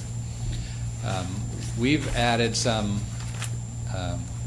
additional language to provide some guidance on when and how those roads would be constructed. So what we did was basically said, they're still not allowed as public roads, but as a private road, if you have less than 400 vehicles per day, and that's a guideline that we took from the National Park Service, typically that would equate to about 40 lots. They would be acceptable. These should really be, maybe I need to clarify that, these are all ands, not ors. So less than 400 vehicles per day, and the gravel road does not connect to more than one higher classification road. So we're not doing a gravel road from, like a Nix, from Freemanville to the road on the other side, 372. Because now you're looking at what would sometimes be termed a cut-through road, which would generate higher volumes and more difficult to control. And these are private roads, and so if they're internal private, that's fine. And then if this is all okay, we would develop a typical section for the gravel road that they would be required to go by. And I think that's it. That one was simple. Let's go ahead and get public comment before we get into the weeds on some of this stuff. Okay, Are we ordering pizza? Why you do, man? okay, my first public comment is Scott Reese. If you would have asked me 5 years ago what I'd be doing on a Wednesday night. Yeah, this would not even have been on my list. No, yeah. It's funny how things change. It's good. When we're driving around Milton 10 years from now, say there's no curb and gutter right there, I did that. See that sign? See that Blame sign? me That's right now. You can That's blame right. me. You can blame me and Fred for making you do it. All right, Scott, Right. Do I need to read in for the record? name, address, city, social security, date of birth. Scott Reese, doing business at 13685 Highway 9, Milton, Georgia, 30004. I guess I'll try to go through in somewhat of a logical order on the trails. The half-mile connection. I think we should. Just tell us the page, Scott. I'm sorry? Just tell us the page you're on. Okay, it's the 48562, That's which one is we're- page 45. Thank you. Okay. I think it should be developers of land who are developing a major subdivision. So if you're a half mile away and you own 20 acres and you want to give your daughter 2 acres, you've got 1,300 feet of road frontage. And lo and behold, the city of Milton has declared that you need to construct this sidewalk at your expense based upon this document. You're going to be out $50 a linear foot times 1,300 feet. You probably can't do that. You can't do what the Milton mantra is based upon this document, or I'm missing something. Give me. Okay, I think the wording should be major subdivision, which means at the present time, 3 lots or more. Okay. I'm sorry, 3 lots or less. Right, Is it's a what? minor, so Yeah. 4. Major would be 4 or greater than 3. So, if I'm missing something in this, then I'm sorry. But the way I read it now, that all owners, developers, or occupiers of parcel of land where a development permit or building permit is issued. So I guess the way I'm reading this, if you own 40 acres and you're within a half mile of school and you want to build a house, the way this reads, I think, a building permit, you're going to be out. Yeah, I agree. I agree with that. Totally agree. I think it should be major subdivisions. I have no problem if you're a developer and you're going to build, a subdivision and you're going to generate the traffic and all the, the impacts on the community, then you participate. So that's my 48,562, number one. Number two, I think it should be major subdivisions with minimum lot size of 1 acre or less. Facilities should be required, or the wording there. But if you're building a major subdivision like North Valley, where your lot sizes are 3 acres or greater, and you're trying to create a ambiance or a feeling of a rural neighborhood, I don't know that it needs to look like a subdivision with half-acre lots.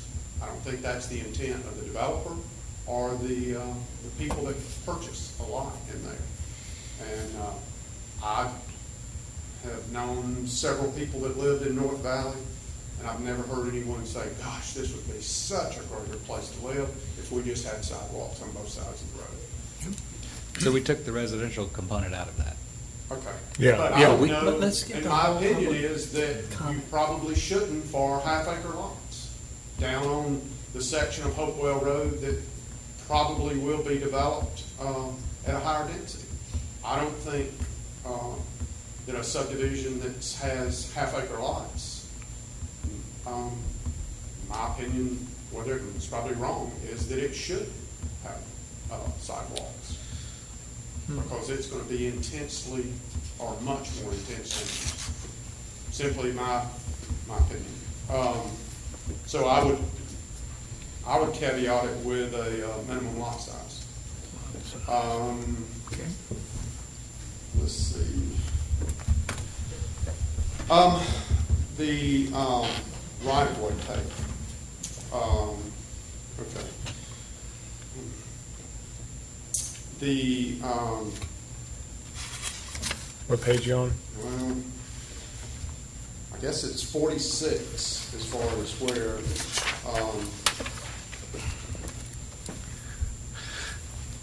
we're trying to decide where this is, and I'm still back to, I guess this is within a half mile of schools. I think minor subdivisions should be taken out. I'm working on a parcel now that has extreme topography. The guy's got a parcel of land, dividing it into 2 lots. And the way, when we came back to make this work with the extreme bank, the right-of-way was going to go way back into his land, like 100 feet of tape. And that's, I'm sorry, it should be at a minimum of 40 feet or something back from the right-of-way. If the city can't fit it in that, then, if it's a system-wide improvement, if it's going to benefit someone next door or 1,000 feet away, then the city needs to purchase it. I mean, give the 40, there should be a minimum, in my opinion. Okay, then on the discussion, the trails to nowhere. I know in the past we've discussed the fact that in the past the city didn't have anything in the budget to maintain the trails or sidewalks, so they were put in. My opinion has always been someone should pay into a fund. I think we can come up with an average amount, plan from a starting point out, work your way out. You don't have sidewalks that we don't have funded maintenance on. And also, the one thing that kills me is we spend all this money on building sidewalks that don't match the criteria that we put up. So the section of sidewalk that's on Freemanville Road below Red Road doesn't match the plans that we're showing. So are we going to tear that out and build it to the plan? Or are we just going to say, okay, we've got this great rural sidewalk up through here, and ride your horse or do whatever you want to. Oh, here we come to the sidewalk that we forced in 10 years ago. Well, we can't use that. I guess you turn around and start back or something. So pay into a fund, build it like you want it, start at a point and grow it out in a logical manner. I think you can come up with an average price. Some people are going to end up paying more than they would. Some people are going to be paying less. unlucky, you're an unlucky property owner or you're a lucky property owner. Let's see. Gravel roads, you know, I don't know that anyone that's of the opinion that Wood Road is a detriment to the city of Milton. If someone comes in and can do a plan that's less than 40 lots that connects 2 streets and it's sufficient right-of-way is dedicated that it becomes a public trail, you know, I understand that it's not a perfect world for public works to maintain, but the roads that we have, gravel roads, are not going away, so adding another 2 or 3 miles to the system, I mean, I understand it's not a perfect world for public works, but if you're already maintaining 12 or 14 miles, if you're maintaining 16 miles and it adds 4 miles of dedicated trail to the city, I don't see that as a detriment. One thing that I've noticed while we're on this, private streets should have the same requirements as public streets. And we have come across some final plats where the right-of-way is at the back of curb, or saw some preliminary plats where the right-of-way or the road dedication was the center line of the road. Worst case scenario, if the city takes those streets in and the right-of-way or the dedication is at the back of curb, you're going to have some problems. So if your street design on a public street is 50 feet of right-of-way, that private development should have 50 feet. You know, I'm sure it wasn't intended by the developer to increase his yield, but it allows that. So that's just, and I don't know if it's not included in this section or what, but these gravel roads, I think somewhere in there, the dedication of the private roadway should be equal to what it would be if it was a public road. I guess that's the majority of what I was going through. I kind of lost my mad there while as we went through. So I was a little bit disjointed, but thank you for your time. Thanks, Scott. Thank you. The next speaker is Julie Zahner Bailey.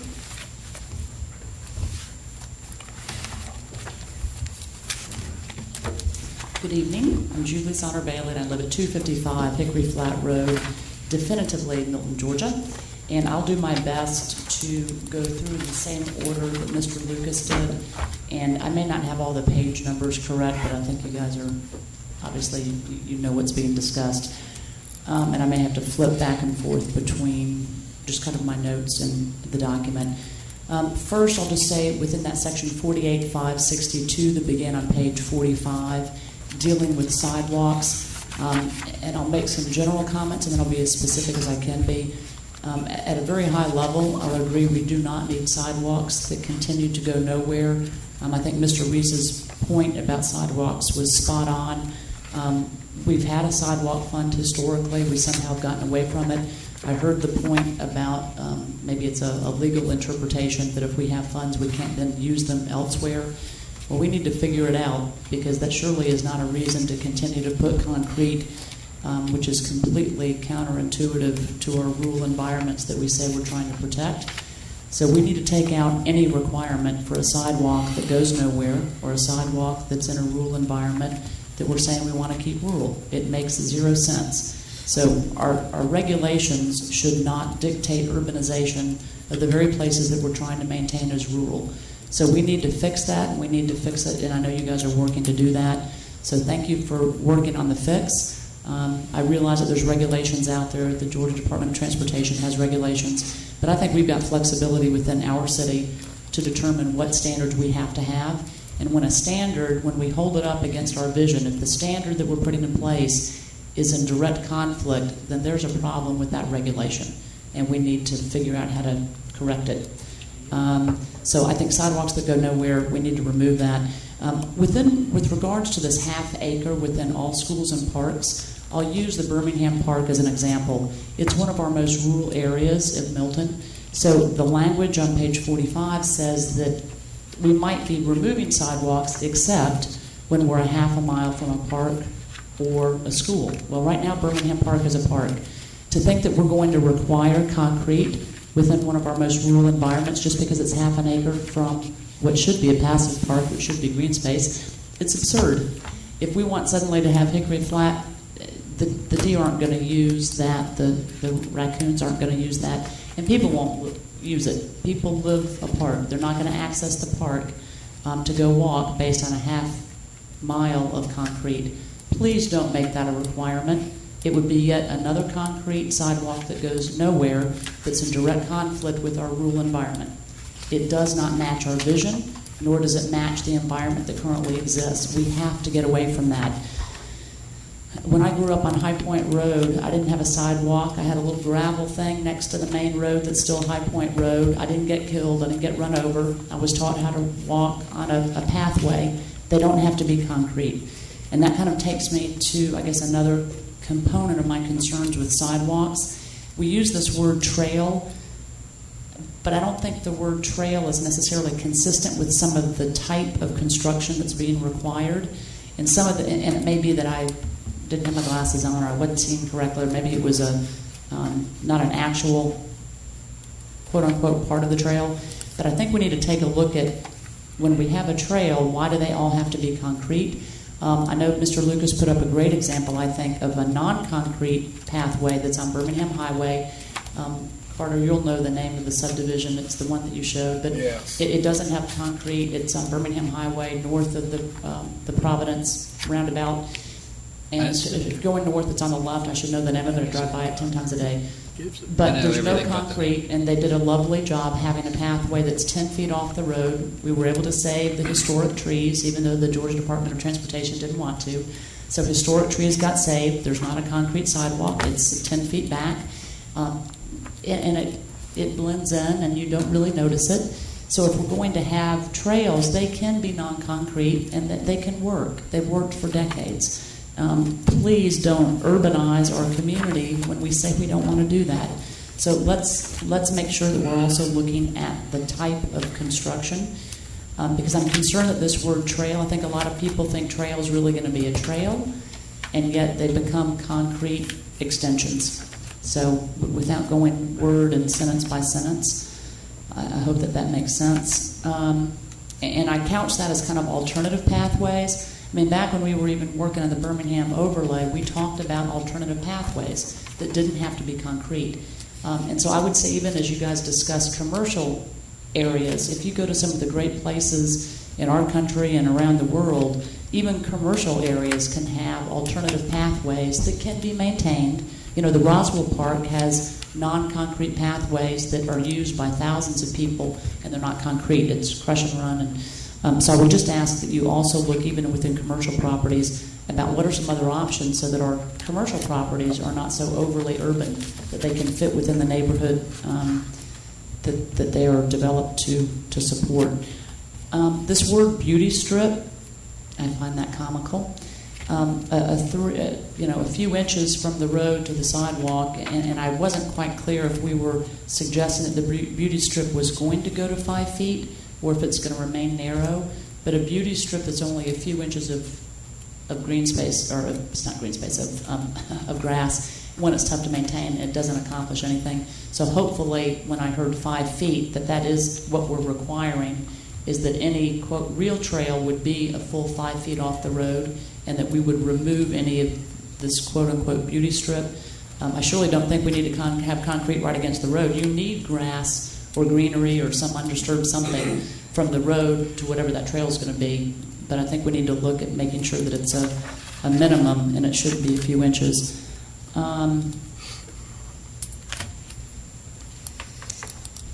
I think I captured most of that. Moving on then to curb and gutter, same kind of commentary is we shouldn't be requiring curb and gutter, and I know that there was discussion about certain parts of the community based on the map that I saw where certain curb and gutters required, that 1 through 4. I would suggest that you want to get away from that, which looks more urban, and go to, I don't know if it was the 1 or the 4, that was the more rolled curb and gutter. But I think that, and I know that Mr. Jamison noted in looking at the map that there were some spots that maybe are a little more rural than what require traditional city curb and gutter. I thought, again, that our goal was to be more rural, and I know later we're going to talk about agricultural or AG1 development standards. I think that same process needs to apply to our city roads. And even down at Crabapple or along Highway 9, we can help those areas to still fit in with a more rural look and not necessarily be a traditional sidewalk. So curb and gutter, I think, is a big deal. It completely changes the look of things. I sure like the idea of using more granite or rolled curbs, or just eliminating the requirement of them. I think, again, our requirements get in the way of what we're trying to preserve. So I hope, without a page number, that as you guys kind of deliberate some of this, it'll make sense in terms of which sections and what specific language. In terms of aesthetics, I'm sorry, it's been a couple of late nights. The aesthetics of the curb and gutter, it is critical. And so I would hope, I know that Mr. Lucas was suggesting that you guys give some input on that. I think it's critical.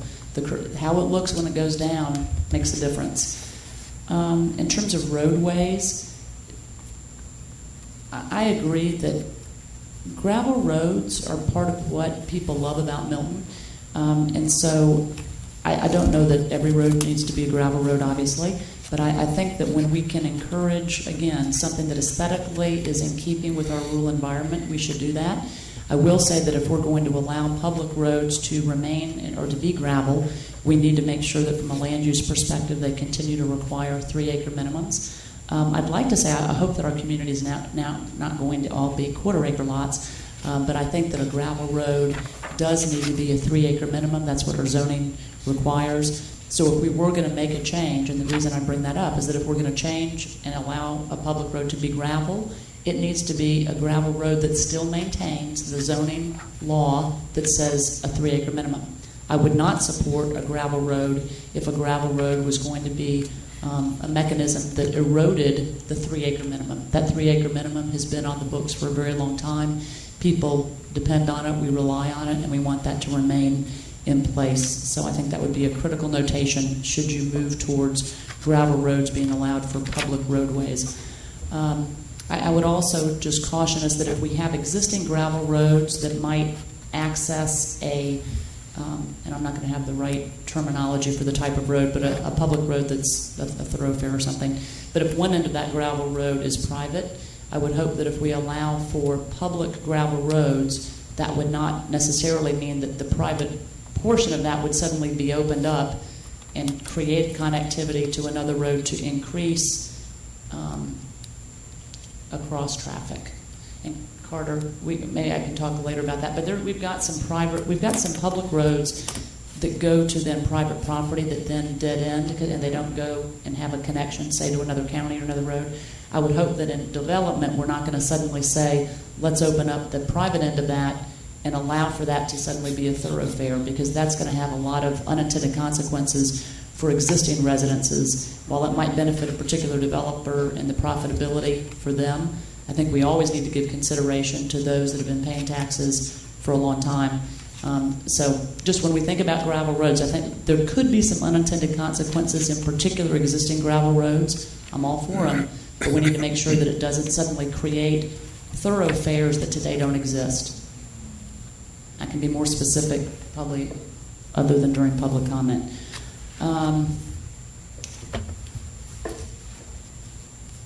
Love the idea of the sidewalk fund. I just wanted to reiterate that. I think I've said that once, so I won't say it a third time.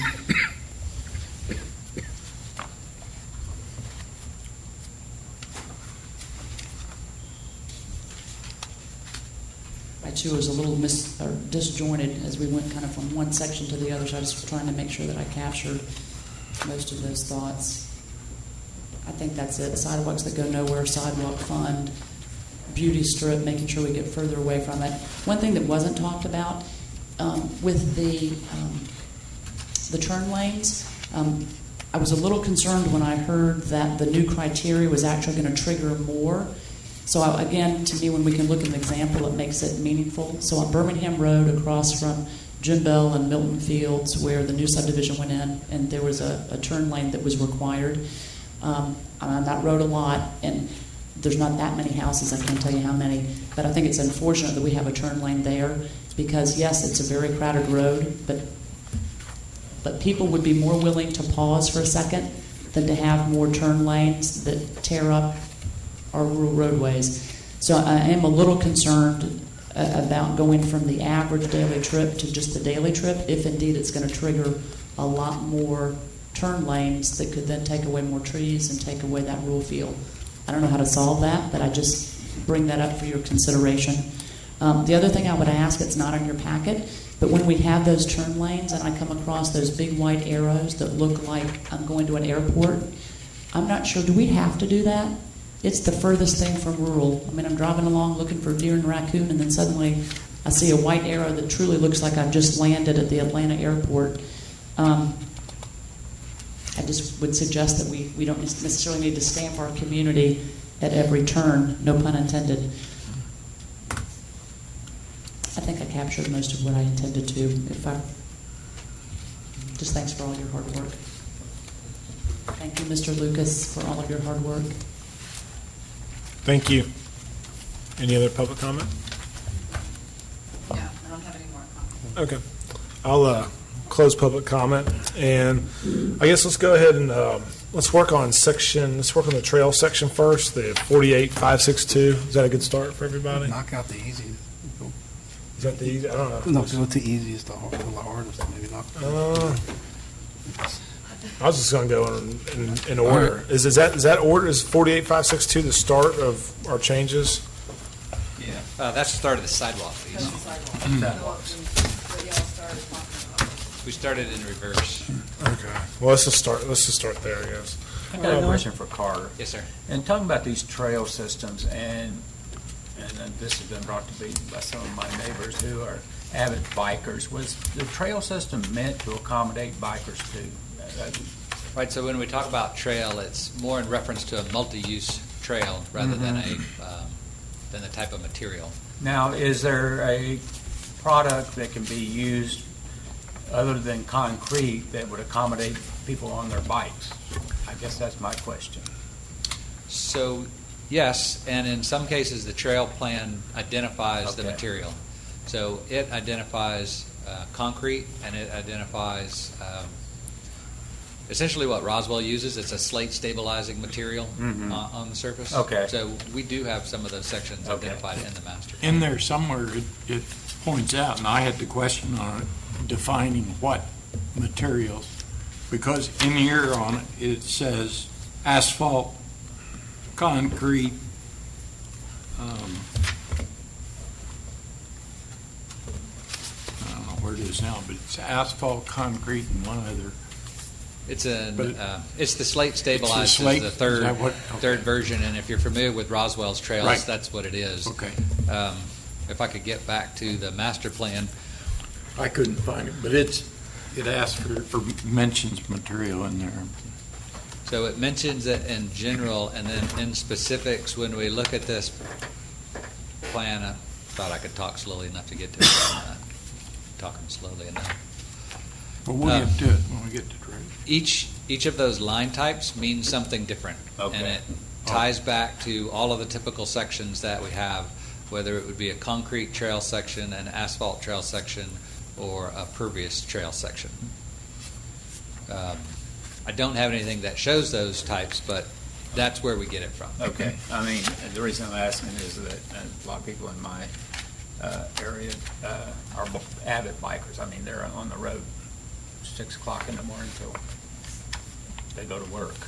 The hardcore cyclists probably would prefer to be on the road or on a hard surface trail, but I ride on it in Roswell all the time. Okay.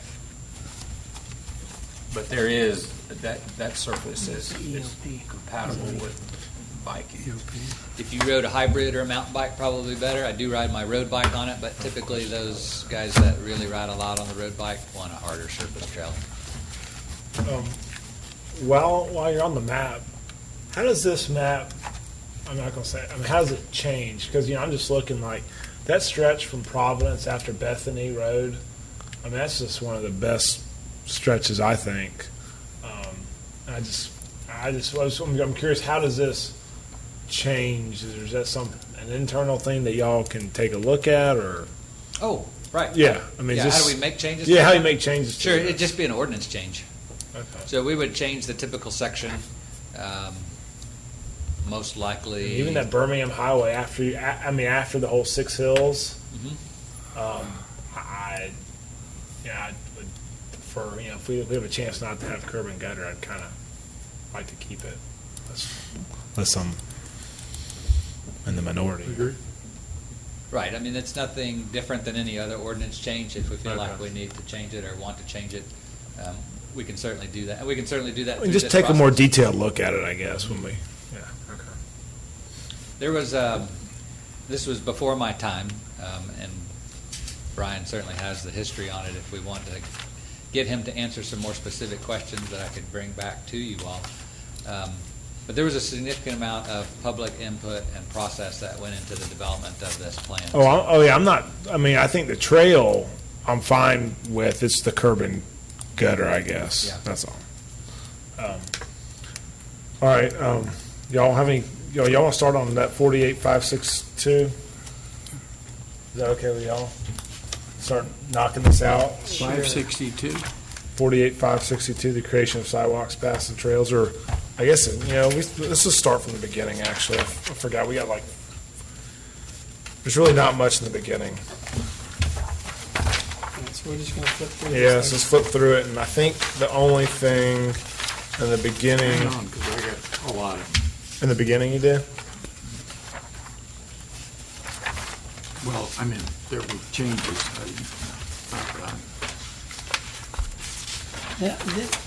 Carter, this is a general question. This would be on page 6. I don't have that.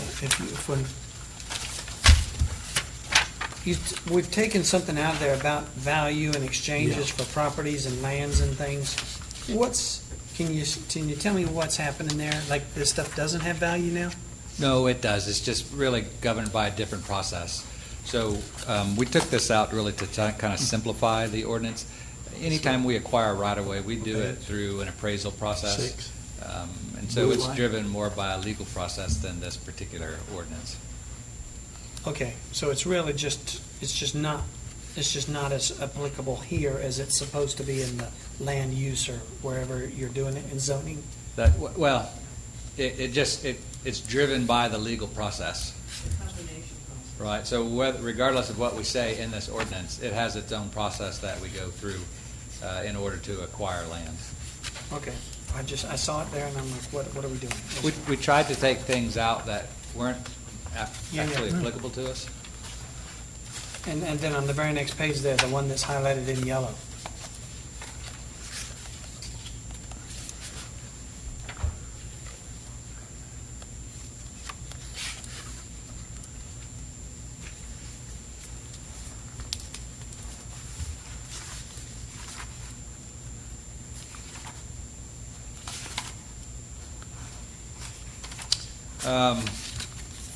Let me look at that a little bit more.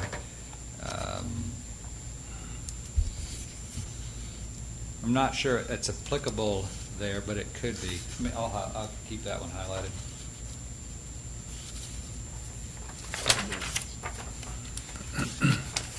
So it is possible where a right-of-way was dedicated for a system improvement, that credits would be required. Like okay. And I don't know enough about any of that to say.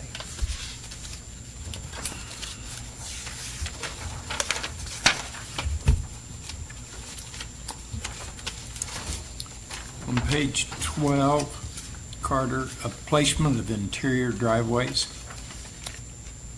Yes, sir. Bottom, 483383A. We say the distance between the roadway traffic and the first internal movement shall be a minimum of 100 feet. So that means if you're turning off Hopewell Road, the driveway has to be down 100 feet from that turnoff. Is that correct? That is correct. Now, is that 100 feet from, as we say, edge of pavement, middle of the road, right away? How's that measured? normally from the edge of the travel lane. Traveling, okay. I ask that only because we're in homeowners' discussion of the interior, or the design on the front, and that would make a big difference. And this is really intended to be more in a commercial standpoint, not necessarily a single-family residential drive when you pull in. Oh, okay. So it's a higher volume driveway. So what we're trying to avoid is, Glad I understand. yeah. So, Because I was going to say, the ones that I've looked at are sure closer than 100 feet to Hopewell Road. right, it becomes much more difficult in the single family, and if we need to add some language to clarify that, we certainly can do that. I would think so. Okay.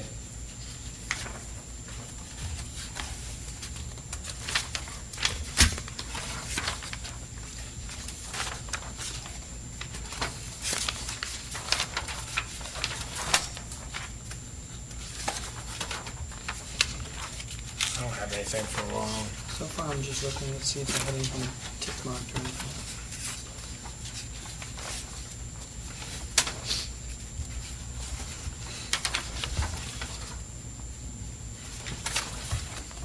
For Carter, on page 21, now I'll get a chuckle, but on page 21, section 48-417,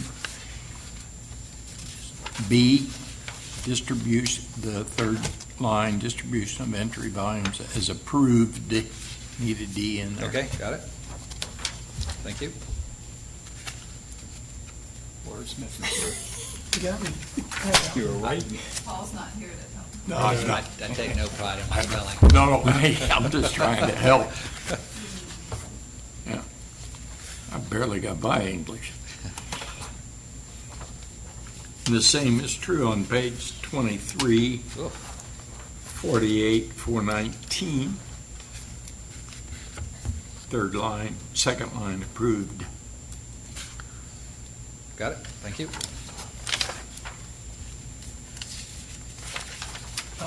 While we're in this, I guess these are the decels lanes and the turn lanes. Carter, are we, the way that you're doing it here, and I understand what you're saying, we have data to do one and we just don't have data to do the other. Yes. Are we going to end up with, and I know this is kind of subjective when I say it this way, but are we going to end up with the absolute minimum number of these turn lanes, right lanes, left lanes? I don't, are we going to end up with the least amount of asphalt that we're legally required to have? Or are there other ways where we can have less asphalt? Well, let me clarify one thing that was brought up when I said that it would create more turn lanes. It will be less turn lanes from the way the code is currently written. It would probably be a few more than if you use the average annual daily trips that GDOT uses. But it will be less than what we currently have. And what we've discussed and what we've tried to stay away from is, as long as we can come back to a justifiable standard, a national engineering standard, these are not dictated by state law. They're dictated more by proper practice. Good road practice. Yep. And so as long as we can stay within those guidelines, we'll limit the liability on the city's behalf. As soon as we get away from those and we start saying that we just don't want these turn lanes, and so we're going to pick some arbitrary number, that's where we have a problem from an engineering perspective. So we've gone back to a standard that we believe is reasonable and is closer to the goals that we're trying to achieve in maintaining the rural character, and selected this criteria. Is it the absolute minimum that's out there? I don't know that I can say that. Is it better than what we have, or is it different, less than what we have? Yes, I do believe that's true. I don't know if that answers your question. Maybe that was a long way around. No, it kind of answered it, and I'm with you, and I appreciate you moving in the right direction, but I'm not happy with it now. I can tell you that, and there's got to be a way to make a substantial change in the way that we're doing it now. Not a little bit, like it's abhorrent the way. What can I get you that might help this? I mean, we could look at some of the existing developments that were out there. The Well, one for on example- Birmingham that was brought up under this criteria probably would not require turn lanes. And that one that is on Birmingham Road, that's a good example, and I'm not picking on it because we've already picked on it, but it's such a good example. It's in a place where we want people to go slow. I mean, we want them to go slow there. You got 200 yards to get up to 60 miles an hour and then come to a stop sign again. And I know the speed limit's not 60 miles an hour, but it's a drag race.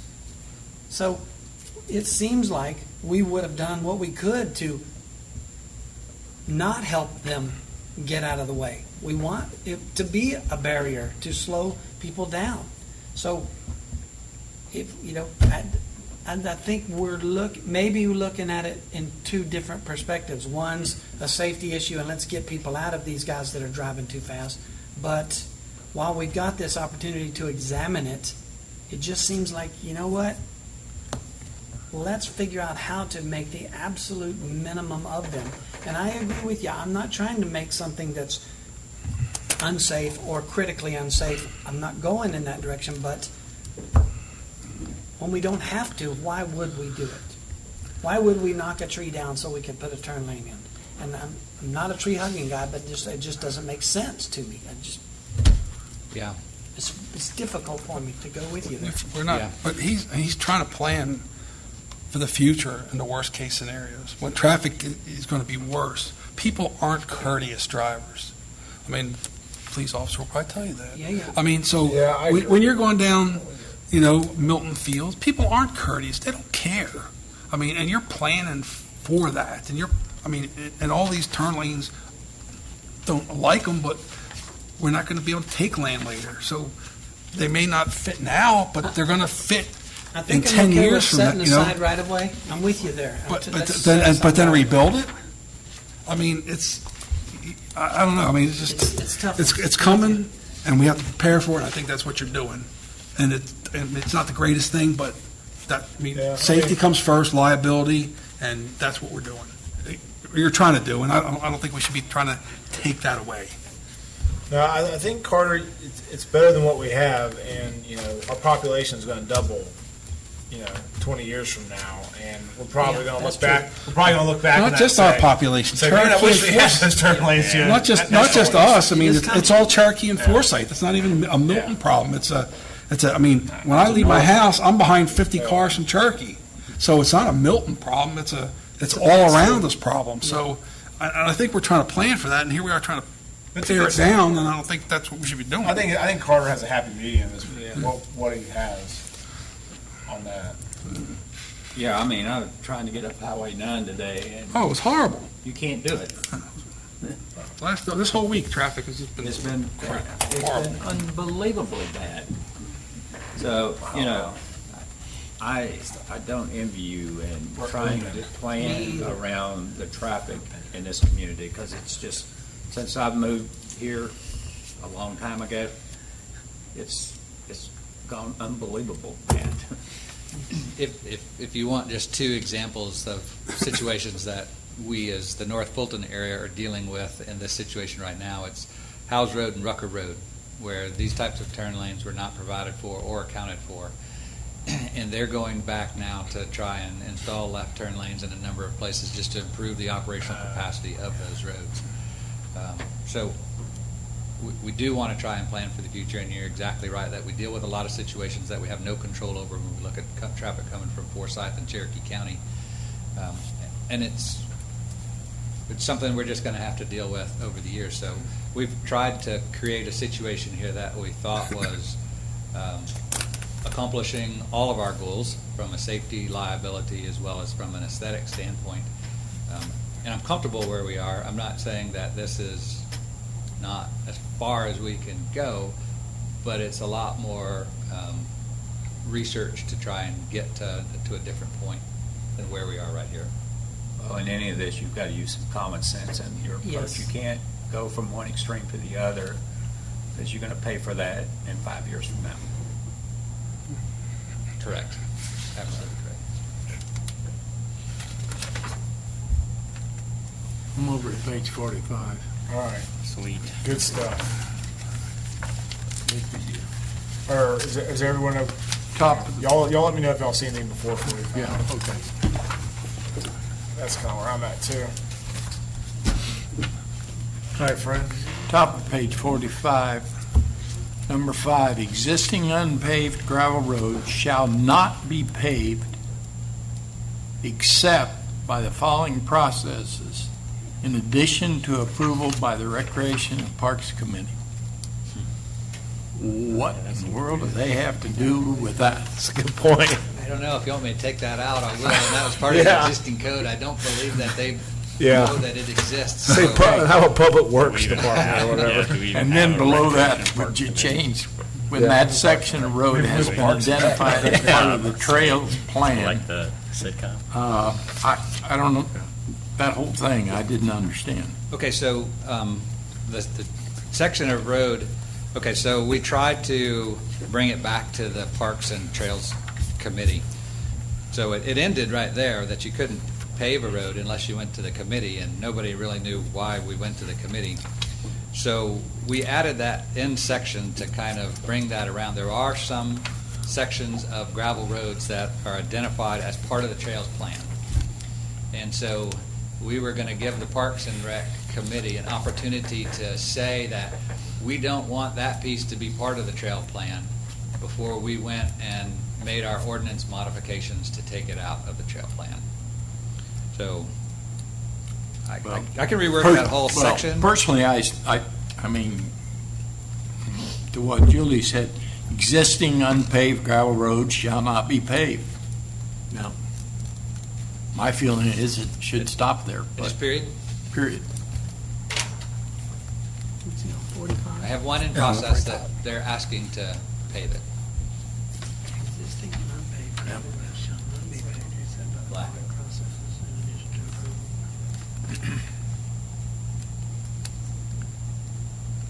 It could be, if we wanted to modify that, we could,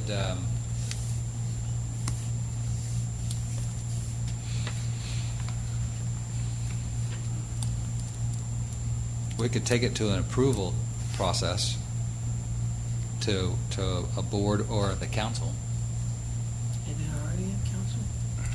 So you're saying if you want to pave a gravel road? Then I think it should be, that someone would have to come before council asking to have it, but I think it should say existing unpaved gravel roads Yeah. shall not be paved, period. Yeah. I mean, as much as I've Even if, listened, go ahead. I was going to say, so if we put a period there, what if all of the homeowners on the road wanted it paved? So tell me the example that you're talking about. What's going on now? Yeah. Or can you not? Or I Well, can tell. There is a gravel road that they're requesting to be paved, primarily because is it public? it is. Well, they moved there. They're developing there.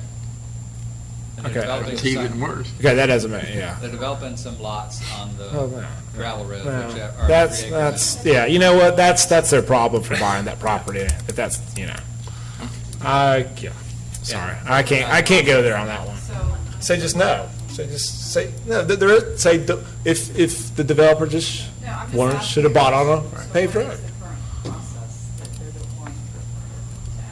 What's on the books here, right? Yeah, it would have to actually have to be an ordinance revision because that particular See? road is shown as part of the Yeah. trail system.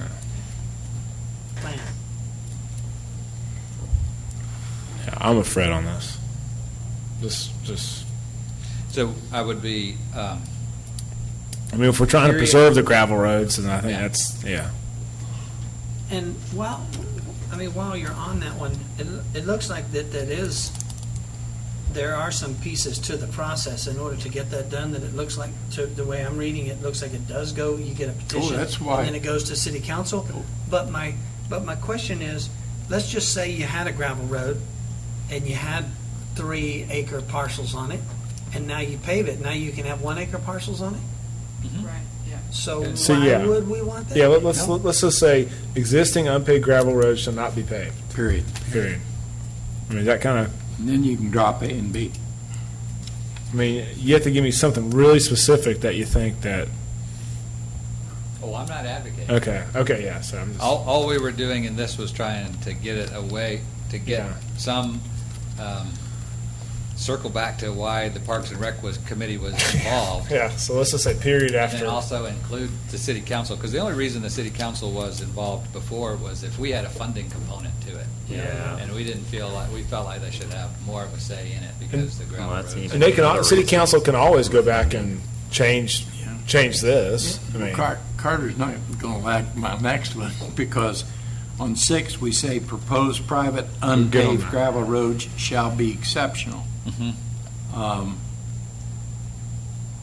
And from what conversations through the last year or so I've heard, there's more people and ideas of developing developments that you're going to have something other than concrete.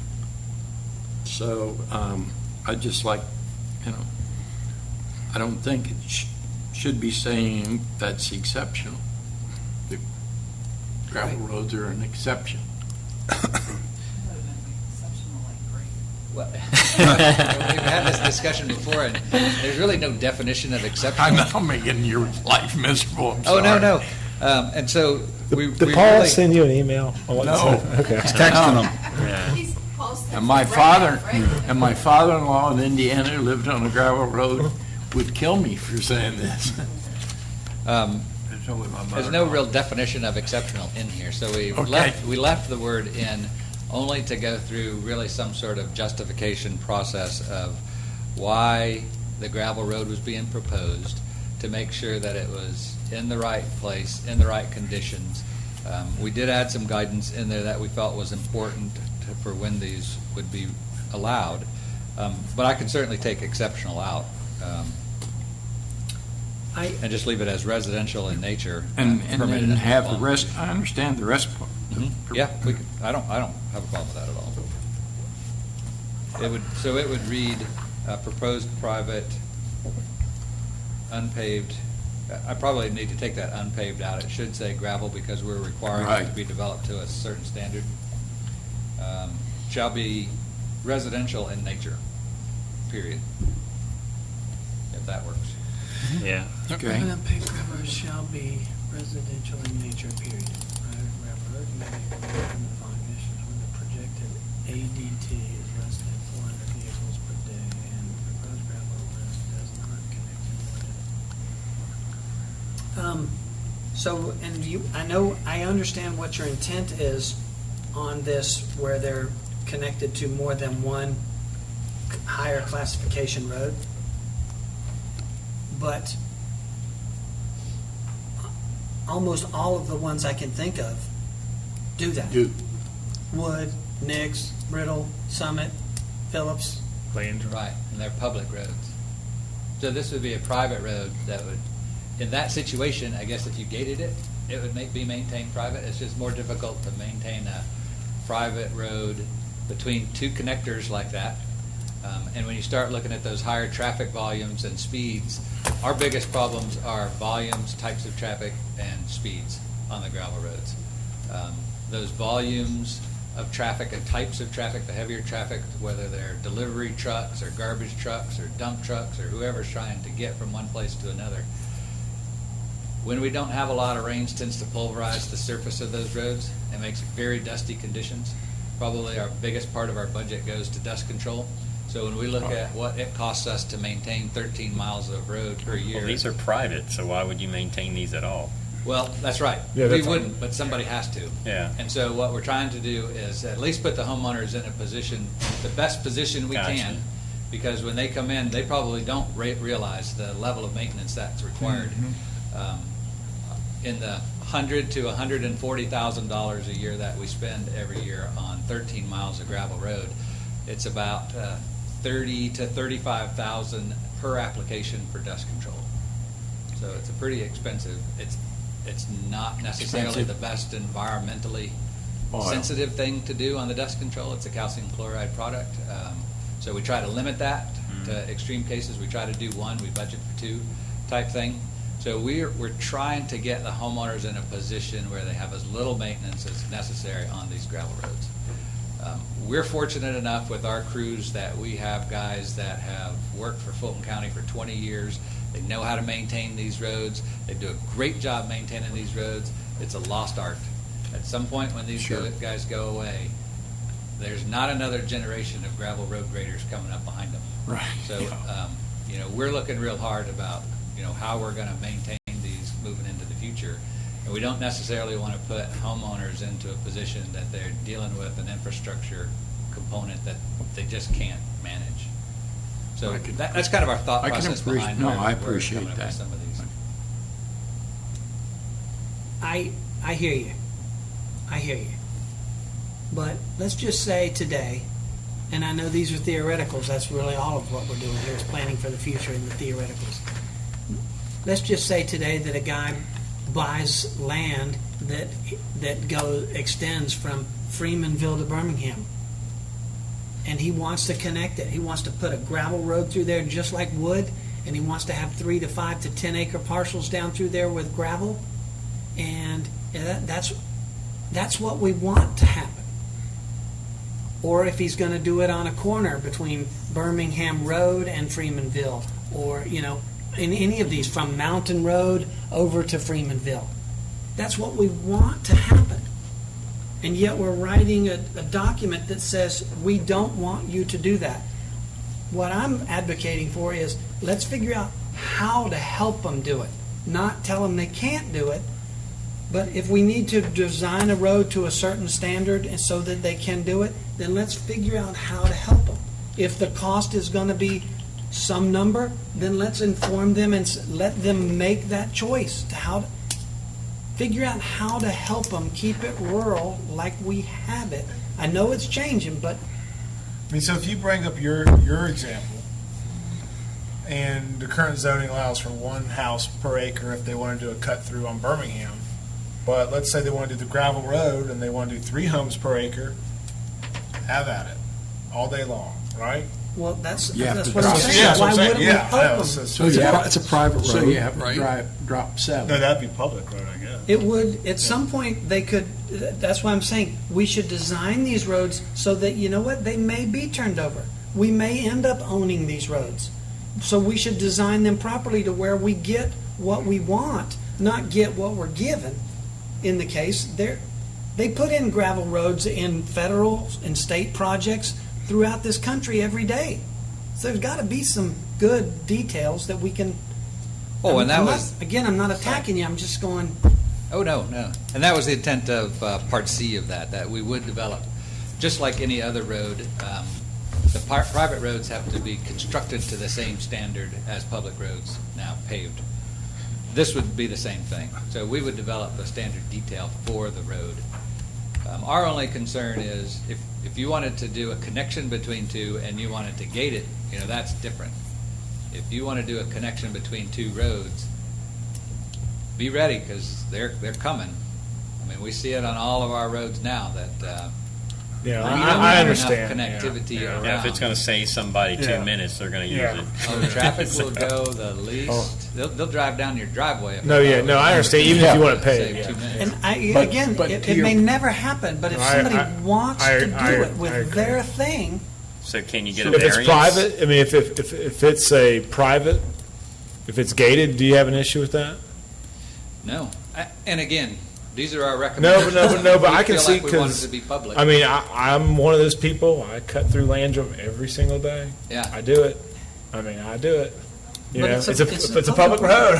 But it's a road. I know, yeah. I'm good. I mean, you guys, whatever recommendation you have. Now, I'm council okay. may say, you know what, we don't want to spend that money and Yeah, 'cause nix it- that. yeah, That's up to their So, I think if it's private, that's fine, but I'm not okay, paying number 7. for it. I'm not paying to maintain somebody's gravel road. I'm sorry, that doesn't make sense to me. So you want 7 to stay in, which says proposed public unpaved gravel roads shall not be allowed. No, to me, I'm saying let's have them. No, I'm saying no, the more the So, better. no, I thought you were saying get rid of section Well, we did 6B. And 7. Yeah. The proposed public unpaved gravel roads. shall not be allowed. I say they should be. I mean, that could certainly come out as a recommendation, and ultimately it would be obviously Yeah. council's decision about whether or not they want to take that. Yeah, because at some point they're going to vote, they've got to approve it, Okay. not us. So if you're asking me from a public works perspective, I'd rather. Well, no, I know you. I mean, y'all and never- I I understand certainly why. respect where you're coming from. with I this. mean, when was the last time a development like that has taken place? I mean, With gravel roads? or even with that, I mean, it's been a while since we've had one to where, I mean, you, Mostly they would be probably minor plats with 3 lots or less. You got anyone? Can I speak? sure. Sure. Well, The, I'm saying, yeah. probably the late eighties, on Birmingham Highway, Simmons Hill Drive. So it's been a while. Wow. Since Carter's been here, they've been illegal, so. And private. Just Yeah, thanks for that last bit. too. the Springs Drive, just south on the other side of Birmingham Highway. It was, goes into a cul-de-sac down, there's 8 lots that average 8, 10 acres, kind of what I think Milton is, but everybody else hates, so, Summit is actually a subdivision. yeah, but that road was there for 100 years. So it's, The ones that we cut in were Simmons Hill and Black Oak and the Springs, one that I can't think of. It's kind of in the curve North of the high across school. Dr. West. Those are the 3 that I have done in my short career.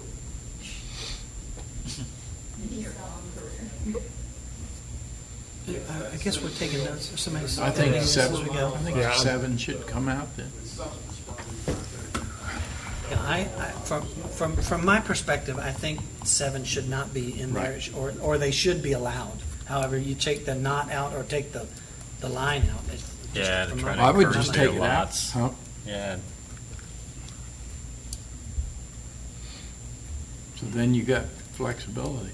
And I don't know if this goes in here, so you guys will just have to tell me how this would be debated or thought through, and it may just be at council level where they do this, but we've talked about this a lot, and I've thought about it a lot. Talking about if you, let's just say you paved a wood road, and then that could allow someone who's right now confined to have 3 acres, now they could go to 1. Okay. Setting all of the existing gravel roads aside for right now, just for this argument, setting all of them aside right now, and that they could never be paved, and that they would have to maintain that 3-acre zoning. What if you and this is contrary to where you want to be, in no gravel roads, but to have more gravel roads and to have less density? What if you incentivize people to say, look, if you put in gravel roads, you could go 2 acres parcels on these new gravel roads. It would do 2 things for us. It would incent the gravel, and it would reduce density at the same time More if green people space. chose. Or green space. The developer would be able to save money on his infrastructure to some degree, and I don't know the number, so I can't say that with 100%. But then these homeowners would have to buy a 2-acre piece. I'm not saying you mandate it, but it could be a choice for people that could help them find a way. right now it's Well, I'd 3 say- acres. You want to put in a new No, gravel I'd road, it's say- 3 acres. Right, now I'm not saying No. on Wood or Phillips Circle or any No, of these other ones we got, and nobody gets a deal just because you got born in the right You're place. reducing it to 2. But what if you incentivize the guy to do it? Oh, I don't disagree. It's something, it's going to take some thought, because I know I'm throwing it on you right now, but I've thought about it while I'm doing my ride or my jog or my walk. And No, and I think the reality is the chances of this. I think the reality is if a developer is if he can build 1 lot per acre, the chances of him putting in a gravel road to do 3 lots, you got to have. That's just we're probably wishing a lot. I mean, if you're gonna, But it's but But we it's can put it in. answering the Yeah. call of the public. Yeah, it's, I don't know if it'll work. And I don't know if 2 is the right number. Maybe it's 2.5, maybe it's 1.5, maybe, I don't know the number. Well, for right now, we can just keep it, we can just delete 7 and Delete 7. 6. Just delete 7, and we're at least good with that. We have 3. For sure. Yeah. That's why I'm saying, Yeah. this is Yeah. kind of like just another, Out there. Yeah. it's an incentive, it's a way to incentivize this type of rural style Yeah. as Yeah. opposed to the other, and maybe reduce some density at the same time. If we can reduce It's, density. somebody's going to have to do the numbers and study it a little bit to figure out if it's a good deal for the city. I just don't know the answer. So y'all thinking just remove 7? Yep. How many yeses? I That's got? mine. Yep, yep. Fine. I'm a no. Okay. We got 1, 2, 3. What do you have? You Gary? Remove 7 or no? Remove it. All right. Then I don't even have to say It's anything. not, yeah, it's not Sounds gonna good. be, All right. 7's removed. So, Are we done talking how about about- 6B? But the 6B, Right. you leave 6B? Okay. But so, if you leave 6B, does that mean you can't do what Noel just said, yes, right? yes. So you have to remove it, right? Yeah. Proposed number does not connect to more than one. I think it would just have to be, each circumstance is going to have to be looked at, and why would I not? I just don't know why I would. Do you know what I'm saying, Fred? Like, if you want to do what Noel did, then you can't have 6B. For instance, let me just say this. Let's say that a guy wanted to do what I said, and he's going to put in a paved road. Well, he just put in a paved connector. Not just a gravel connector, he put in a paved connector. I'm going to jump on the paved connector No, yeah. faster than I'm jumping on Oh, the yeah, gravel connector. all day long. So what would be my difference? I don't understand. So you that. drive- The only difference is that the paved road would be designed. That's to me. handle A lot cheaper. So yeah, so let's just That's a remove. decision that the budget people are going to have to make, that Right, right. decision. So yeah, I mean, we can't make if the that developer and landowner are willing to lose the density, I mean, So we let's drop just- B. Yeah, let's just drop 6B. And if you can note this for the discussion for council, that would be good. Because they're like, what? Kind of get where we're thinking with it. And if they don't agree, they don't agree. Okay. Got it noted. All right, man. All right, Next part. 48,562, the all owners, what Scott mentioned. So to his point, you got a guy that owns 40 acres, he wants to subdivide, a 3-acre parcel for whatever, and you get a building permit on that 3-acre parcel, and it's frontage. Do they have to pay for that sidewalk? Under the way it's written now. Yeah. So I guess it's just a decision on how much connectivity do we want? I mean, we hear it consistently. I think if it's from schools, I'm a firm believer, if it's people, I mean, we have to get, I mean, I understand we're going rural, but if you're a half mile from a school, people live here. I mean, the walkability to a school is a big, big deal. Agree. And so, So if I went back to there, so that's all schools, including private schools, and parks. So the Bethwell House, Bell Park. see, the park, I can kind of, I Take mean, park out. Bethwell House, it's like, I mean, Yeah. I mean, it's like, what? I mean, that doesn't It's make got a parking lot, doesn't it? Come on. I mean, yeah, why would you just drive there? I mean, Hopewell, I think you can leave schools in there, because I think that's a big, big deal. I think that's huge in the community. And I think, I mean, some parks, I mean, like Bell Memorial Park, the Crab, Friendship, But you're only- North Park. Providence, future. Providence. This is Cranebridge High School right there? Yeah. Okay, so that's I understand what happening Julie's anyway. saying, like, Yeah. that, This whole thing is happening. Birmingham Park doesn't This make whole sense. thing is happening. Yeah. Okay. Let the schools So we're happen. really talking about this. I'd take parks out. Personally. What's the pink area on this but, map? but, if you're, Why don't you, shoot, Quarter mile. what? Active parks. Yeah. Yeah. that's So what I was take about to out, say. active parks. No, take out passive. Okay, good, okay. Just make it Restricted active that, parks. yeah. Active. Schools That and makes active perfect parks. sense. That'll work. Yeah. That'll work. That'll work. What is this, is the green circle right there? That's a mile. That's a mile. Very good, Kathy. Half mile. But this green star, that's the park. That's that Birmingham Park. The pinks and the blues were activity nodes. So whether it's like the Publix shopping center or the Crabapple area or the Deerfield area, they were just I mean, areas that we thought people would want. I hate to throw it out there, but, I don't know what this city's gonna be like, but I don't know what Birmingham Park's gonna be like in 20 years, but it would be nice, whatever happens, to be able to walk from Birmingham Park to the Birmingham Crossroads. I don't know what's gonna happen, but. You know what? You can. You can do it right now. With your kid? I've walked from Publix to my house on Dinsmore I know. Road I'm- more than once. I'm just. People can walk. They don't need an elevator or a moving sidewalk to get them through the airport. They can walk like we used to. Saying, I know, I'm just being realistic 20 years from now, that's all. They kind of don't. So. But I think for the time being, we can definitely remove active parks for sure. Put in. Yeah. Put in active. Yeah, I'm getting Remove loud. passive. Yeah. And we took out, and maybe, I don't know if I did this or somebody said, What? instead of the word section, we said partial. Partial, right? That's the way it reads in our version That now. was Yes, sort sir. of, okay. What is that? Is that a park? Yeah, I don't know what park it is, but there could be a So school. I guess, just to clarify, to Yeah. Scott's point, that you'd only require sidewalks if it was within a half mile of the schools and active recreation, is that correct? So if a subdivision had 5 houses within that half mile, but then they had 200 houses further out, it would encompass the whole subdivision. It wouldn't just be what was in the half mile, it would then become the whole subdivision. Right. So where's the half mile located? Where do you Yeah. measure it to? Do you Yeah. measure it to the entrance, or do you measure it to? Does it include the whole some subdivision piece of the then? Property.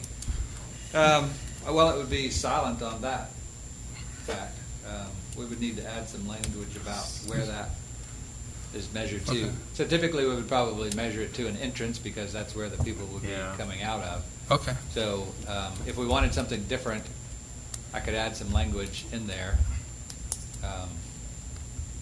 Because I guess you could run into the situation where they're doing the layout and the subdivision entrance is at a half mile and they're going to move it 40 feet. Now they're outside a half mile and they don't have to do anything. Yeah. So When we talk about sidewalks, Carter, are we saying concrete when we say sidewalks, or are we talking about, it could be like a trail? in this context, it was contemplated as concrete, But why couldn't we have a trail type path? You could. I mean, what we're trying to do is give people a path to walk on from one location to another location, and it doesn't necessarily have to be concrete. It could be impervious or whatever. Yeah, the thing that we've seen with the non-concrete, the more pervious type surfaces, is just the amount of use. Mhm. The higher amount of use, the lower maintenance we have. Mhm. If you've seen that section of trail in front of Birmingham Falls Elementary School, you would have had to have seen it 4 or 5 years ago when the school was built to even know it was there. Mhm. Because it never got used, it doesn't exist anymore. It's just become overgrown. So with those types of trails, provided that they're ADA compatible, you can pick whatever trail surface you want. Yeah.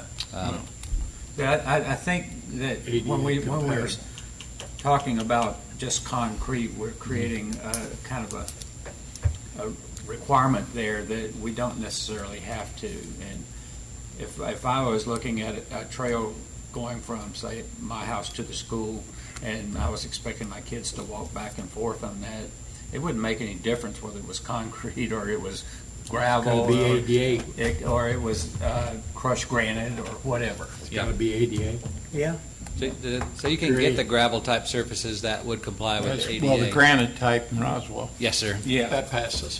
From a public works perspective, we like to put it in so that we have minimal maintenance. No, I understand. And that's what I concrete understand gives the us. cost of maintaining some of these exceeds the cost of significantly. Yeah. So, as long as we all recognize that with those different types of materials comes a different level of maintenance, it certainly could be that. Yeah. And I think in some of these areas, when we talk about these trails and these sidewalks and things, that where we can, and it makes sense, we could substitute the crushed granite or something similar to that to the concrete. That's at least what I would like to see. Well, And besides that, in this, unless it's defined in our classification as sidewalks means concrete, nowhere within that does it say it'd be made out of concrete. We're assuming Somewhere. by saying the word You're right. sidewalk that it's concrete, but there's not, it's I don't know. it's That, silent, I don't have a definition of sidewalk in there. right? Um, It's silent. In the entire code, So there's no definition or standard for sidewalks. From the construction standards, there are. So if you and look from at- ADA standpoint, there. Yeah, right. So in the details, you could probably infer that all sidewalks are concrete. We would probably need to develop a detail If or not, something, some material other than. Alternative. Because Somewhere while it's in- identified in the trail sections, it's not identified in just the sidewalk section. So you're saying, so Gary, you're saying shall be required to provide a sidewalk, you're saying that should be, leave the path or trail? I mean, well, I mean, we need to define sidewalk in the relation to this, that the material that, I don't want necessarily that we have to do concrete, I mean, in these locations, all these locations. For instance, in more rural locations, it could easily be. What was in there? It could be brown ground rubber or something that could. Yeah, I mean. There's all kinds of different surfaces that there, like on jogging trails and all kinds of. I'm just thinking in terms of what we're trying to do and what we can do. But I don't want to say that you can't have concrete because it may be the appropriate surface for that particular area, but it may not be the most appropriate surface. Here's the bad part. If you have concrete, if you have curb and gutter, you probably have a wider choice of materials than if you don't. Yeah. So if you are looking I know. at surface drainage running over the materials, Well, you get the harder the into material, the better. You get into if you get into areas where you don't have curbs and gutters, the maintenance of those drainage ditches and stuff is significantly more expensive too. I mean, that becomes a greater expense. So when we talk about, drainage versus curbs and gutters and not having them, I can tell you for a fact it's going to be more expensive. Well, you cover it in C, such sidewalk, path, and we took out path or trails, so that could go back in, shall conform to applicable ADA requirements, Well, I which think- allows you the flexibility of not, Well, I think it's just better to define sidewalks to include materials other than concrete. That's just my approach to this. I'll go with whatever y'all are going with. You're easy. Hey, Chris, So what's it going to be on that issue? What's your proposal? I'm just proposing that we define sidewalks as to what materials that can be defined as sidewalks. So we'll set some standards. I can look at that. Okay. okay? Can before we move off of that, do we have to be half a mile? What if we're a quarter mile? Pick a distance. I mean, the half a mile only came from some of the criteria that we're using to evaluate sidewalk in our CTP. I guess So, my certainly. only thing is, where would you want your walkability to a school? I mean, I mean, what's a Crabapple Chase to Milton High? Just curious, just off the top of your head. I mean, about half mile, not even that maybe. I'm Okay. just trying to. I'm fine with half a mile. Well, it's gonna be- I don't think anything more than a half mile. Like in that particular condition, I don't see there's an issue whatsoever. I'm with you. And like for instance, in front of Summit Hill, they've got some sidewalks there Exactly. that connect. However, just to say this as a blanket statement for wherever they're going to be. And my point is this: most of the kids won't walk a quarter of a mile to get on the bus. I mean, if the bus doesn't come within 200 feet of their house, they won't even get on it. I know, but I hear it all the time. Walkability to a school, no matter where the school is, it really is a big deal. It really is. Now, but what is that walkability? Is it a half mile? Is it a quarter mile? Yeah. I don't know. And I'm not picking on anybody Yeah. else's kids. Yeah. Mine are Yeah. in there with I know. them. I know. And I dropped mine off. So. I mean, a I don't half have a mile, problem. half mile from the school's not Yeah. very It's just, far. a I half mean, you mile's could not say far quarter enough. mile, They half just mile, won't do it. 10 miles, whatever. Yeah, I'm okay with I that. walk back and forth to Yeah. school Sir? uphill both That's ways. our bill. Kids don't take Yeah, buses I anymore. just- Get driven half a mile. I mean, I think if you have it there, that it's, especially when you start with middle school, I don't think elementary are going to go by themselves, but start in middle school. Yeah. I think we've seen pretty high participation in the Walk to School Day in the Crabapple area where those facilities are available for them to do it. And you have Cambridge too, which is. I'm just sidewalks also connect all for- to that, and it's, Here, of course, they all have cars, so it doesn't matter. well, for example, on Cambridge, I noticed that on the corner right there, and this is where the new development's going in, and I'm not bringing that up, but between the part that's directly on Hopewell Road there, Cogburn Road, Yeah. there's a tree save area. Does that mean there's not going to be a sidewalk there? No, there is. It's just saved for right now, and it's going to be put in later? Well, that section is, it's a large section.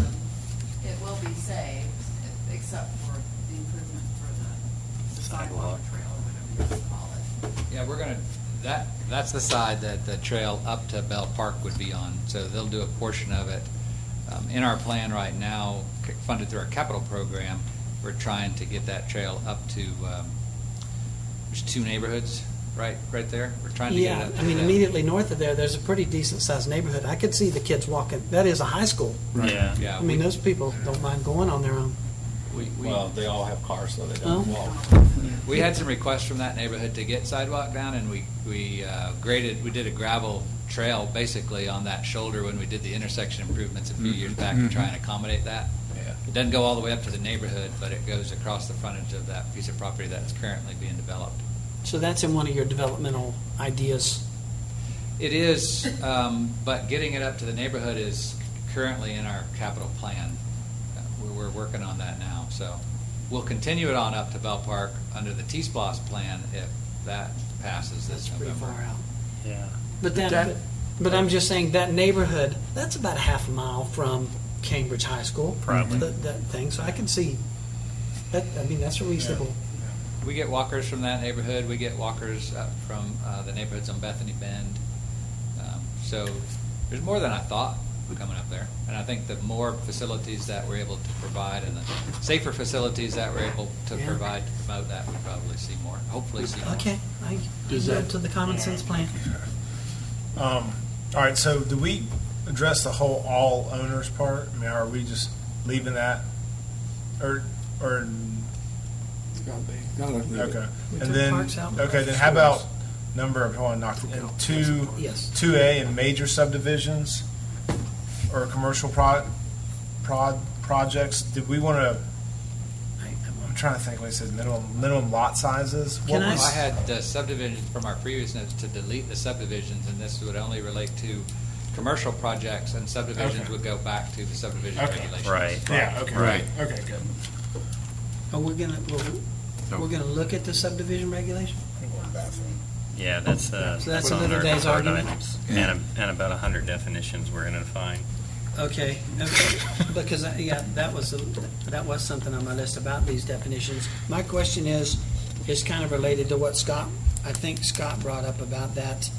These, and it's a little bit larger, that whether or not a single-family homeowner has to pay for their sidewalk, or whether it's got to be this major development. And I understand you're going to do it in the subdivision regs, but since I'm not going to be here, I'm going to voice this now.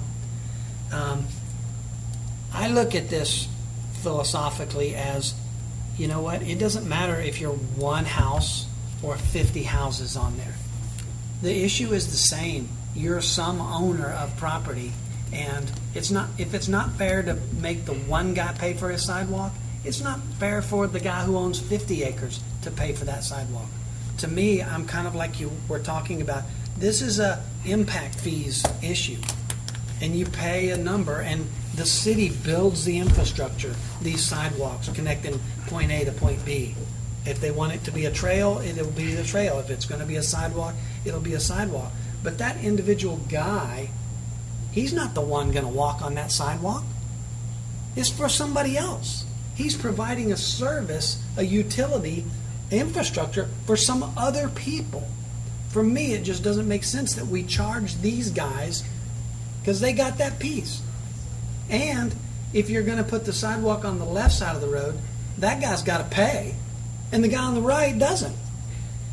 Or if this guy's half a mile from the school, he's got to pay, but the guy 10 feet farther doesn't got to pay.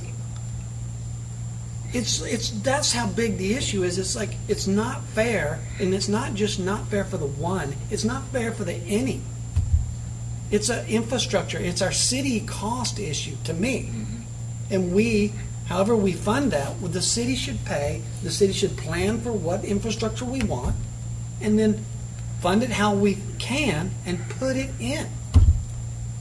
So whether it's major subdivision, minor subdivision, single-family development, that to me has nothing to do with this whole argument.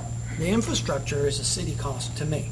So you guys are going to have to debate that when you do subdivision regs, I guess, because we took it off the table for this. Internal, yes. For this. Yeah. I'm talking externals. The internal streets and things, that's up to the developer. You want to put in light posts in front of every house? That's your deal, but that's not a city deal. But all we took off was the internal. So the external sidewalks under one is still under this. Here. Okay, well that's how. Right. I don't think it should be a cost for any personal developer, whether it's major, minor, or individual. It just that's my point of view. Y'all can decide how you want to vote on that. Maybe none. It's part of doing business. I have businesses. Nobody gives me anything. I know if I do something, I'm going to have to pay for it. So if I buy a piece of land here and I want to develop it, hey, the city already told me I got to put a sidewalk in. So I disagree. I just think it's just part of doing business. What if it's a 3 acre guy? Then just don't buy it.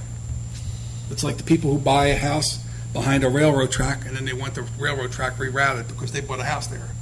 It's the rules. They tell you up front, and you deal with them. Huh? I mean, That's the point. people, my subdivision, we bought it, doesn't have a tennis court. People want a tennis court. You shouldn't have bought there. I was the president. We want tennis courts. I say you should have bought where there was a tennis court. And that's just the way it is.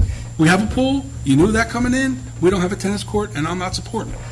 And that's, you know what you're getting when you go in. Huh? So, I mean, I just think people have to know what they're doing when they go in, and they make the decision to spend it or not spend it. Well, we're making changes to what is existing right now. And people, we're talking about putting in trail plans, Yeah. whether it's the left side of the road or the right side of the road, right now, that affects where people, they were already there. Somebody will buy it, and somebody will put the sidewalk in. It's not going to deter anybody. For Section 1, it would be both sides of the road.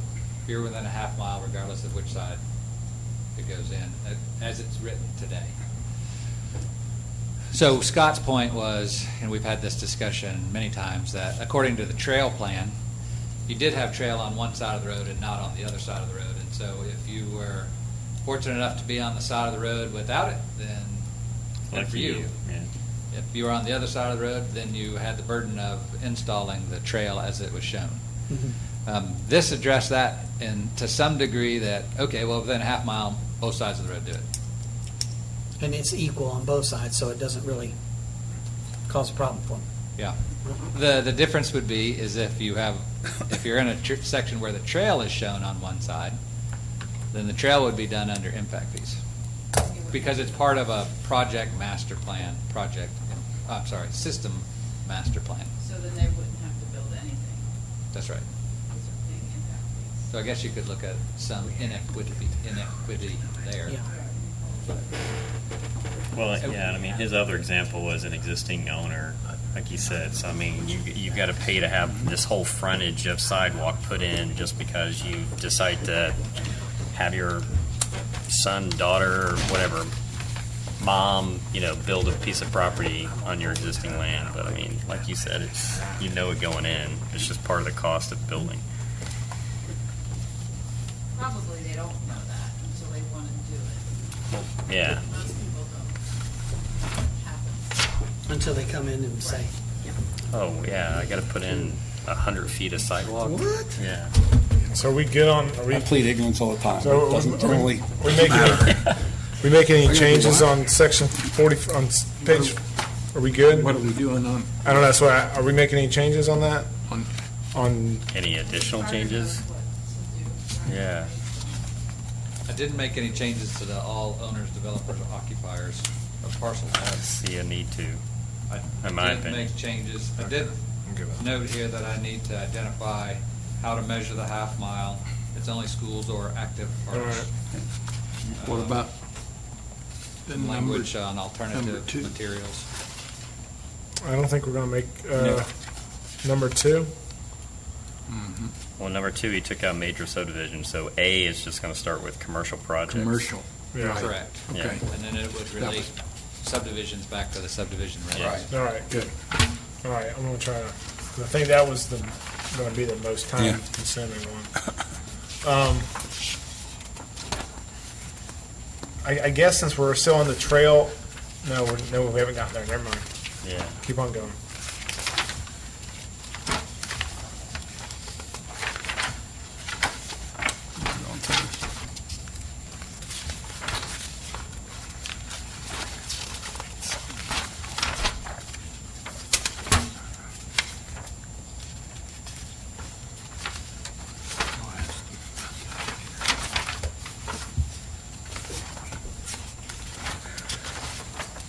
So I'm guessing 62 is when the partial questions.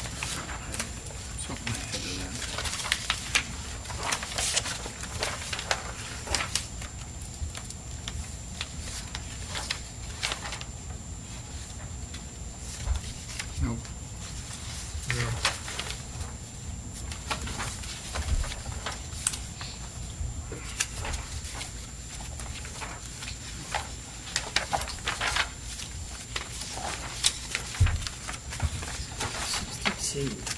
I just figure, I mean, I don't have any questions on that, but that's kind of where.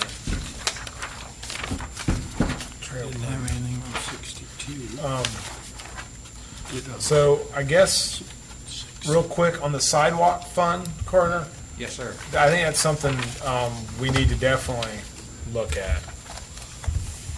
The paying into the sidewalk. I don't even know where it is on here. It's not. That's why you have to go I back. think I'm putting it back Okay. into the previous section that we were talking about. I do Okay, have okay. that That's language. subdivision ordinance or something, yeah.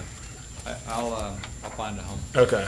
I think that's something to take out. Did you skip page 63? I don't know. I kind of just skipped through it. I noticed you, so I want to You back go up. for it, yeah. Okay. Under because this came up earlier, material type, which, the materials, gravel, asphalt, and concrete. So can we add whatever Roswell's using, which would pass ADA? The granite? Yeah, it should be in there. It is part of the typical section, so you're right, it should be in here. Okay. Where are we looking? Under 48,697. So Teacher's pet. the materials for the Milton Trail shall include gravel, asphalt, and concrete. The gravel is that surface. It is. It is, yes, sir. Okay. I could term it something different. I'm using Okay. another word.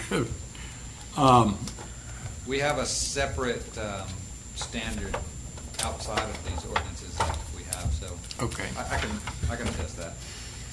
And just for curiosity, number 2, concrete may be required to be stamped at intersections and transition segments.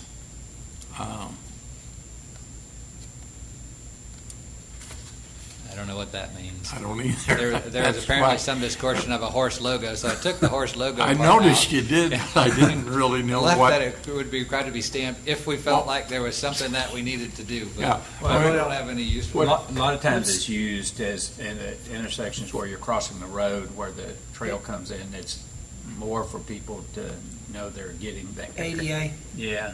Yeah, we Well, use that an part- insert rather than a stamp. Oh, Yeah, okay. that part's an insert, Yeah. right. The stamp generally doesn't last as long as the Yeah. insert for us. So Well, I think I mean. I guess there was some discussion of some sort of branding at that point. So Yeah, I'd take it, I can take the whole thing take out. 2 out. Yeah, okay. Okay. I'm more than happy to do that. Love to. Any more questions on? Nope, that was all for me. I had enough damage to cover. I counted a few sentences I was allowed to leave.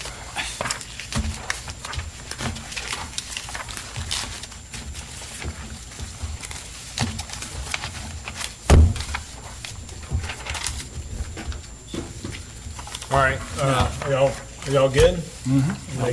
What are we supposed to? Is there, we make a formal motion We on have this? motion or- on this? I mean, just to do it for the record? I'll open up for a motion. I'll make a motion that we approve Chapter 48, streets, sidewalks, and other public places with our additional comments or corrections. Changes. All the above. All the above. Modification.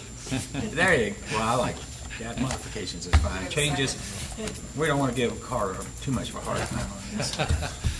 Second. All right, got a first and a second. Any discussion? Hearing none, all those in favor, please say aye. Aye. Opposed? All right, let's, thank you, Carter. All right, let's rock out this, Thanks last for one. being patient.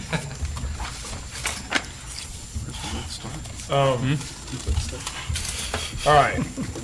You ready? Yes. Okay, I'll start. Got a little backfield behind me. Just to review where we are with these deferred items. As you know, we brought to you 3 proposals really dealing, all part of the, what we've labeled the enhanced rural viewshed discussion. One was to increase the rural viewshed, secondly was to tweak the design for subdivision entrances, and the third was to consider a mandatory 10% conservation easement dedication for each development. And so these have been discussed by the Planning Commission, but deferred until such time as we have a discussion on Chapter 48.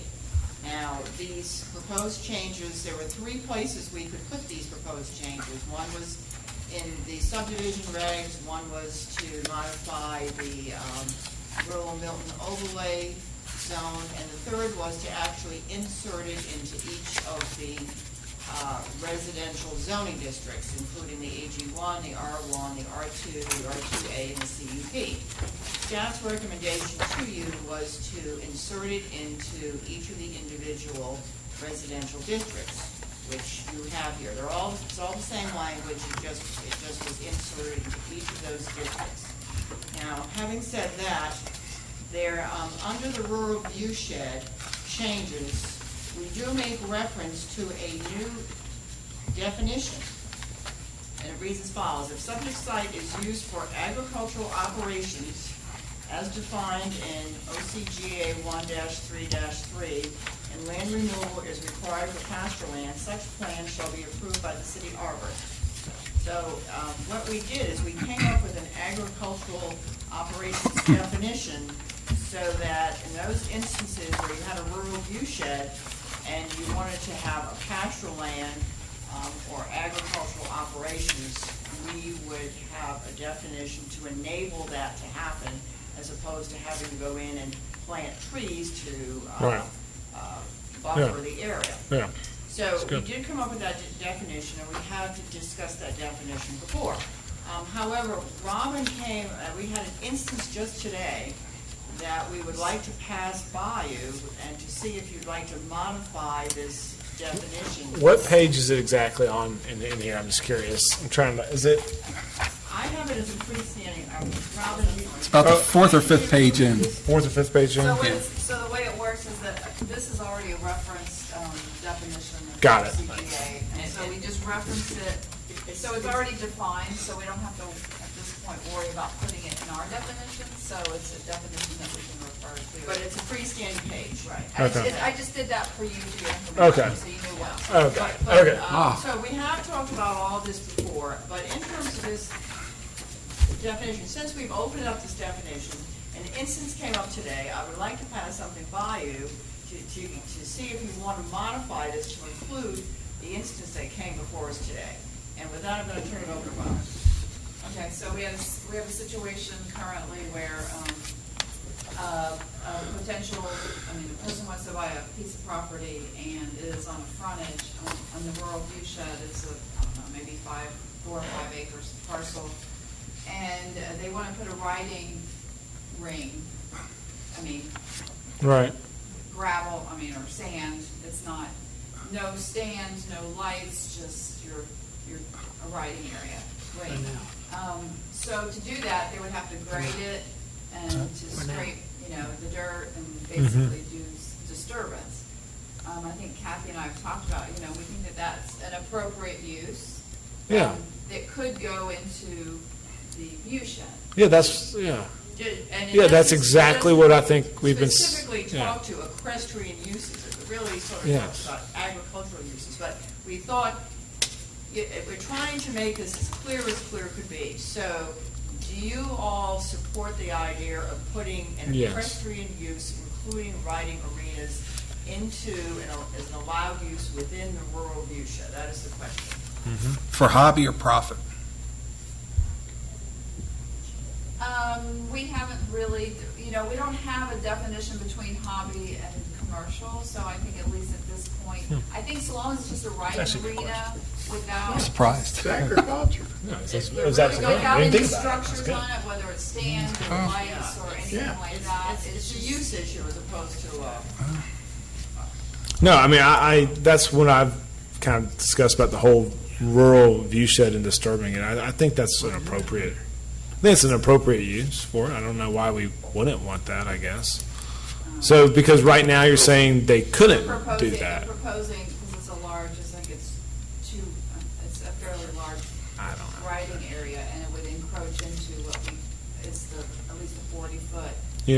I'd rather have that than, something else that could go there, so. That's just my opinion. It's rural. So it would be allowed. Here we go back to the same discussion, everybody's got their own feelings of No, what that's- rural means. that's kinda what we wanna keep A riding rink, Give incentives, so yeah. Meets the Yeah. definition? yeah, it makes a So definition. yeah, if we gonna put it It's on a on. farm. What if you put I a know when carousel I with see it. horses on it? Is I that doubt rural? that. No. See, it's, I No, yeah, know when I I think see that's it. perfectly Yeah, fine. no one see, Absolutely. right? Yeah. It's not a Because we'd lot. like Like to add it pornography, Yeah. I know when I see it. Let's add it. Absolutely. So Add it. so let's I'd add like it. to take gray areas out of. That's Vote fine. in there. So no gravel. Well, okay, but I don't think, we can't really change the OCGA's definition. Maybe there's another way that we can reference it in the AG 112. Or we can say as modified. 2,000 people. Well, that, no, what? How do you know? As long as you're in agreement. I think there's we'll figure out purpose. something. Okay. I just wanted to You make put sure a large riding ring, you put a stand in for 1,000 people, that- All right, so they so. can go to a competition. That's why I asked. Having said that, we She said made no all the structure. changes to those items, the rural view shed, the entranceways. No structure. And the conservation area, per your past discussions, so I guess that's where we'd like to take it up So- again. My question is, and tell me if I'm crazy here, but I remember when we met with Noel after this, and we had all these changes. And I know Carter's taking a lot of the exterior changes, Right. but I think we also had some other changes we wanted to be made. Is that coming later? Because right now, there's like nothing was changed. I mean, this is the same stuff that we've said no to, except for the subdivision entrance for like 4 months. Right, right. And Keeps that's what coming we back. have reflected, that you said no. So I mean, I guess like one of the changes I know that like we discussed was if you want to do an AG1 development, you still have the whole by right way of doing it, but you at least have to have some sort of community zoning zoning meeting, just saying, hey, this is what we're doing. And the whole notification. I mean, we've talked about some stuff, and so I was curious why there's just nothing in there. Yeah, well, there Okay. isn't at the moment. We can certainly add something to make it more, I don't know. It was, but that was like one of a few things. Noel probably, he had the whole list. Yeah, I got 2 pages of it. And why do we keep coming back to conservation and subdivision orders once we don't have one? right, On well, and page that's 2. the other thing, that we're not gonna do it that way anyway. Yeah, that was the old language, and that Right, was too so different. where is the, yeah. So is this good? What is good? So does this mean you're adding this red part, or we're taking this No, out? we're not gonna do it that way. That was if we were going to add into the subdivision regs, and if we said that method is not recommended. What we're recommending is that we take the language and insert it into each individual zoning district, which you also have in front of you. And that is the better way after discussing it with our Okay, attorney. so we'll just change So this. you Oh, should this have is- two versions, you'll have 2 versions of the AG1. Yeah. But I didn't bother to do every single one, just to show that. So you should have an AG1 that has the edits within the AG1 Mhm. district, and then there'll be an AG1 district with just a reference to the conservation subdivision, like that paragraph that Noel just showed. Which was a Both very of mine early have it. version 6 months ago. And So is this the last chance to add any AG1 stuff? I mean, I'm just curious. Is this? Yes, well, I mean, unless you want to defer it again, and. What's the difference? Yeah, I just remember when. Talking about taking this out. Noel, what's the stuff that? Remember that we talked about? We talked about having, first of all, we talked about having a list of definitions for what is an actual view shed, what is an undisturbed buffer. This agricultural use, I'm sure, came from this conversation, because we were asking for what's a bona fide agricultural use. That's where that comes from. Property, a definition of what we're actually talking about, whether it's the developer, the owner, the property owner, property site, parcel, all of these different definitions that we just weren't clear on. Who we're talking about is required to do some of the things that are in here, because Well, there's we don't multiple have ones. we don't have the definition section open right now, so. The zoning ordinance, we don't want to get all those definitions just in AG1, and I apologize if. We talked about having a view shed and undisturbed buffer ordinances, so they should protect these areas before, during, and after construction. The ordinances should require this review and reporting like Peyton was talking about. And we got into some detail about what those should be.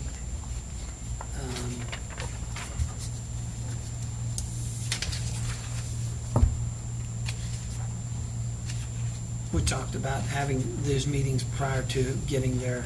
I guess there was going to be a process invented or added to the existing process so that some of these things would be, to make sure that they were covered in this undisturbed buffer or the view shed.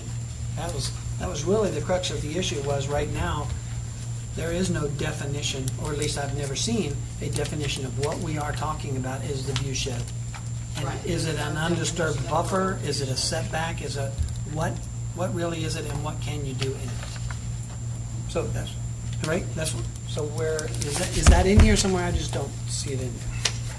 Well, isn't the agricultural use, it's either as an undisturbed buffer, which is currently what is there, or if you want to have an agricultural use in the buffer, then we try to define what that use would be. Okay. But Well, that's only one of the multiple things he's saying. Okay, so use that for an example. Right. If it's an undisturbed, let's say, and this is what we have now, right, on the books. Yes? Okay, well, but I met with Carter and the arborist out at a site on Red Road where the guy had a D9 right up to the fence, clearing the trees right off there. Fact. That's a fact. So, and they do it every day here. So the question is, what how do we protect these? How, this undisturbed buffer that is on the books now, either we're not protecting it, or it's not on the books, or we don't know what it is, because I'm telling you, they're mowing it down. They're mowing it down right up to the fence, and then replanting some bushes. That's true. That's not like, imagine, I can take you out to the places. I met with them on the site, so. So, I think that was a unique situation where it was permitted under Fulton County, and it's very old. And I'm not saying it doesn't happen in other situations, but I know in that situation, that was kind of a special circumstance that was kind of grandfathered in. But if you think that that's happening other places, we're actually pretty careful about the rural viewshed, and we stamp it all over everything, and Mark is really good about meeting with them and trying to figure out, what's appropriate to do and not to do. If you see other situations, then it is on the LDP plans that come in. There is the line for the rural viewshed is so noted on those plans. And it even gets onto the final plat, it gets onto each individual lot, if somebody's just building, individual lots, and that we evaluate it. I'm just saying, I understand. Okay. Here's what I'm telling you. I'm telling you that it is not being protected right now. It is getting mowed down, and it's not being protected in such a way to where it's not being protected enough. And yes, accidents happen, but they happen because these things are not, it's like a line on a drawing. Whoopsie, we mowed that down. Well, and it's like a tree in a drawing too. And so I understand what you're saying, and certainly then we need to bring that forward to our staff. Zoning is one thing, and putting a line on the plan is one thing, as you say, but the actual implementation and the protection have to be followed through on. And we can certainly have that discussion with staff because of that concern. Can we add the public input process in this document now? Because I guess my only question is, I'm only bringing this up because when I watched the rezoning on Monday night, it's all about the AG1, you just wake up and it's gone, and that's true as far as you wake up and there's bulldozers on there and you don't know what's going on. And I probably wouldn't have been a proponent of this a few years ago, but I think to be a good neighbor and just to let the neighbors know, we're not taking away their right to develop, but just to let the neighbors know that, hey, this 50 parcel or this 50 lot development's coming in next door. This is what it looks like. Do you have any constructive criticism? It's not mandatory they make changes or anything. We're not going to take away that right, but just to get some constructive criticism and be a good neighbor, kind of would be better than nothing. And I know it'd be hard on the community for them to go to a public meeting knowing there's really no teeth to it. It's more just a public meeting. But I know we talked about that, so I didn't know if that was something that y'all want to do or say no or what. I didn't know talked about it, right? Did we say, remember y'all said that maybe go to the DRB and we said no, they should go to the Planning Commission? Do you remember that? I think we talked about it. We talked about it in terms of a plat. In Roswell, they went to the Planning Commission, the plat approval process. It did. Yeah. And we had a preliminary plat approval process there too. Right. So it could be something where we could we could model it after Roswell, for instance, where the Planning Commission gets to review the preliminary plat. You could hold a public hearing on it. And we obviously can't deny it. Notified, right. And you could get their input and as part of the plat review process. The developer can just say thanks but no thanks, and then, or he can take some of the constructive criticism and work with staff, I guess, correct? Right. Yeah, I think that's, given where we are right now, it's probably not a bad idea. Okay. Well, unless y'all think I'm crazy. No, it'd be nice to just. Okay. We can craft something like that if you'd like us to, certainly. Yeah. And if you want to, we can do that part separately, they can always file at a later date.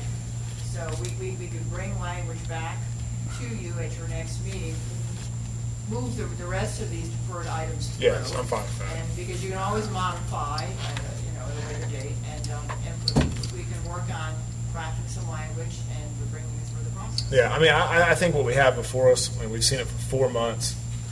We need to get that through, but the thing that I just said, I think that needs to get, I think that'd be important to get on the next meeting. I'll work with Carter Okay. because it is a lot of rules. So Okay. we'll craft some language. Cool. But is there anything else that you feel, I know we've talked about a lot of things, but if you give us a specific direction on what you would like us to approach and deal with. I mean, I think that was the biggest one off the top of my head. Noel, is there anything? I'll tell you what I'm going to do. Oh, and the whole buffer, the whole clear cutting. I'm going to email this to you, Yeah. Peyton. Yeah. Because, like I said, I'm not going to be This here is when Noel's you guys do swan this. song, So I'm going to email this to you guys, and you can bring it forward or not. But you guys have copies of this because we met down the hall here and talked about this in great detail. And I'm a little upset that we're here today and this is not done. And we've been talking about this for 5 or 6 months, and it's not in here. And so that's about all I have on it. I will be voting no. I'll grab that from If Noel. you're trying to pass anything, I will be voting no. I'll grab that to Noel. I guess I'm looking for direction from Yeah, well, from the commission in terms of what it is that you would like staff. Off the top of my head, just what I just talked about, and the buffer. And I know we talked about clear cutting, buffer zones or something. We didn't have public comment by it. Yeah, you know what? To be honest with you, we didn't have public comment yet. So. Well, we were just having the staff presentation Oh, yeah. thus far. That's where we are. Okay. And then we Is there anything y'all want added off the top of your head? Well, I don't know what I'm looking at. Well, this is the same stuff that we've had. What I'm saying is we're going to go ahead and move what we have on to council, because I mean, this is the same stuff we have for 4 months. And it's not going to change. I mean, what we have before us isn't going to change. You know what I mean? Then I'm voting no. Right. Yeah. No. Yeah. Except for the subdivision interests, which is what we've always talked Yeah. about. Right? Yeah. Yeah, let's just do what we've said all along. We approve subdivision entrance as part of it and Well, that's say no to the rest. That's what's reflected Right, there. yeah. And I have So- the notes of what you guys have, with the depth or the dimension of the increase. What I understood from the last time we discussed it is you wanted to keep it to the 40 and the 20. Correct, You didn't correct. Right. increase it, so I Correct. reflected that. Correct. Yep. Just So making do you that want, note. I guess my question is from the commission, are y'all fine with me talking with Kathy over these changes that Noel presented? I'll email y'all. I mean, are y'all kind of, Well, so procedurally, Yeah, what's the- if you push this through, because literally tomorrow I have to turn everything around for the first presentation for publication tomorrow afternoon. Nope. So if you want to push it on with what there is, that's fine, we can do that. But it's not like we I can know. just go, oh, then we're going to have to re-advertise for another text amendment on it again. I'm just saying, that's fine, we can do that. It's not just a matter of, you can Right. come back next meeting and fix it, because this is already stale. Yeah, I think what they're saying is that all the items that were deferred will move on to the council. And then other items that you want to open up for discussion, we'll do some new text amendments. oh yeah, I mean, it's kind of, I kind of want to, That's right. And I think even the notification in that process with the preliminary plat, Carter, it might be more appropriate to go into chapter 50. I'm not pushing it over. Right, well, we don't have to discuss. No, I know, but I mean, just to let, right, okay. yeah, And we should have public comments. yes. I mean, I don't, Well, I don't know, where are they gonna? Well, yeah, I mean, we have to have it. No, that's fine. okay, can I just have, let's see, what do I have? I have Laura Bentley's already, I have Laura's already. So you want to start, Laura? What do you, I don't understand what we're doing. Yeah. Exactly. Every time it comes, we say Laura that. Bentley, I don't know 25 where we are. Bethany Church No. Road. And No, I agree, 100%. just bear with me. I know you're tired, and I know you guys are friendly, but I'm really bothered tonight. And I'm going to respectfully ask you to defer this after sitting through 6 hours and another 6 hours of watching what went on Monday night. I had to go home and I read what is agricultural zoning, all right? The purpose of the AG1 zoning district is to conserve and protect open land uses, okay? I love green space. But our AG1 is under assault. If you watch what happened here on Monday night, you hear things like AG1 equals clear cutting, okay? There's no buffers. I heard there's a lot of risk with AG1. There's no approvals. We don't know what's going on. You can wake up one night and everything's gone, okay? We have the opportunity to do something, and I can't imagine that this document is going to help with that. And I think I was at the very first meetings, and I heard what you said. And I sat for 6 hours, and I am on 10 acres of AG1 ground, and it is not going to be protected because we just had a rezoning that's going to allow CUPs on 4 acres. And if you don't believe it, I have a letter in my inbox from the next rezoning applicant. This is important to the community. Okay? So please take some time and let's do this right. You guys are great. You've put the time into it. This is important to the community. Thanks. I ask you to defer. We got to get this right. Thank you. Julie? Good evening. My name is Julie Zonner Bailey, and I live at 255 Hickory Flat Road, Milton, Georgia. I have to echo a couple of comments that were just made, as well as echo comments that you guys made. I came here this evening because I thought we were going to have a document to review about AG1 enhancements. I've looked on the website, I've looked for it, and it has been months and we have nothing. And I know that our interim city manager is here. I know that our community development director is here. Our assistant city manager is here. Our staff is here. I am so confused. I thought that tonight we were reviewing AG1 enhancements. My question is, what have we been working on? I recognize that there was a document that we spent the first number of hours this evening reviewing with regards to roadways, etc. My expectation as a pretty informed citizen, having been at a lot more meetings that I had intended to be on or in the last 6 months to 12 months, is that we were supposed to have a deliverable, candidly, from staff. And I'm not, I just, because there was supposed to be a deliverable, and I just have to be honest. The expectation was that we had a deliverable that was coming back to the Planning Commission. I know that I saw Mr. Carpenter come before the citizens and provide the Planning Commission with a very detailed review of the sorts of enhancements that were the expectation of the Planning Commission members based on months and months of discussion. My expectation, and I know many, many other citizens' expectations, was that that's been being worked on for the last 6 months. And again, having sat here for 6.5 hours Monday night, hearing the same sorts of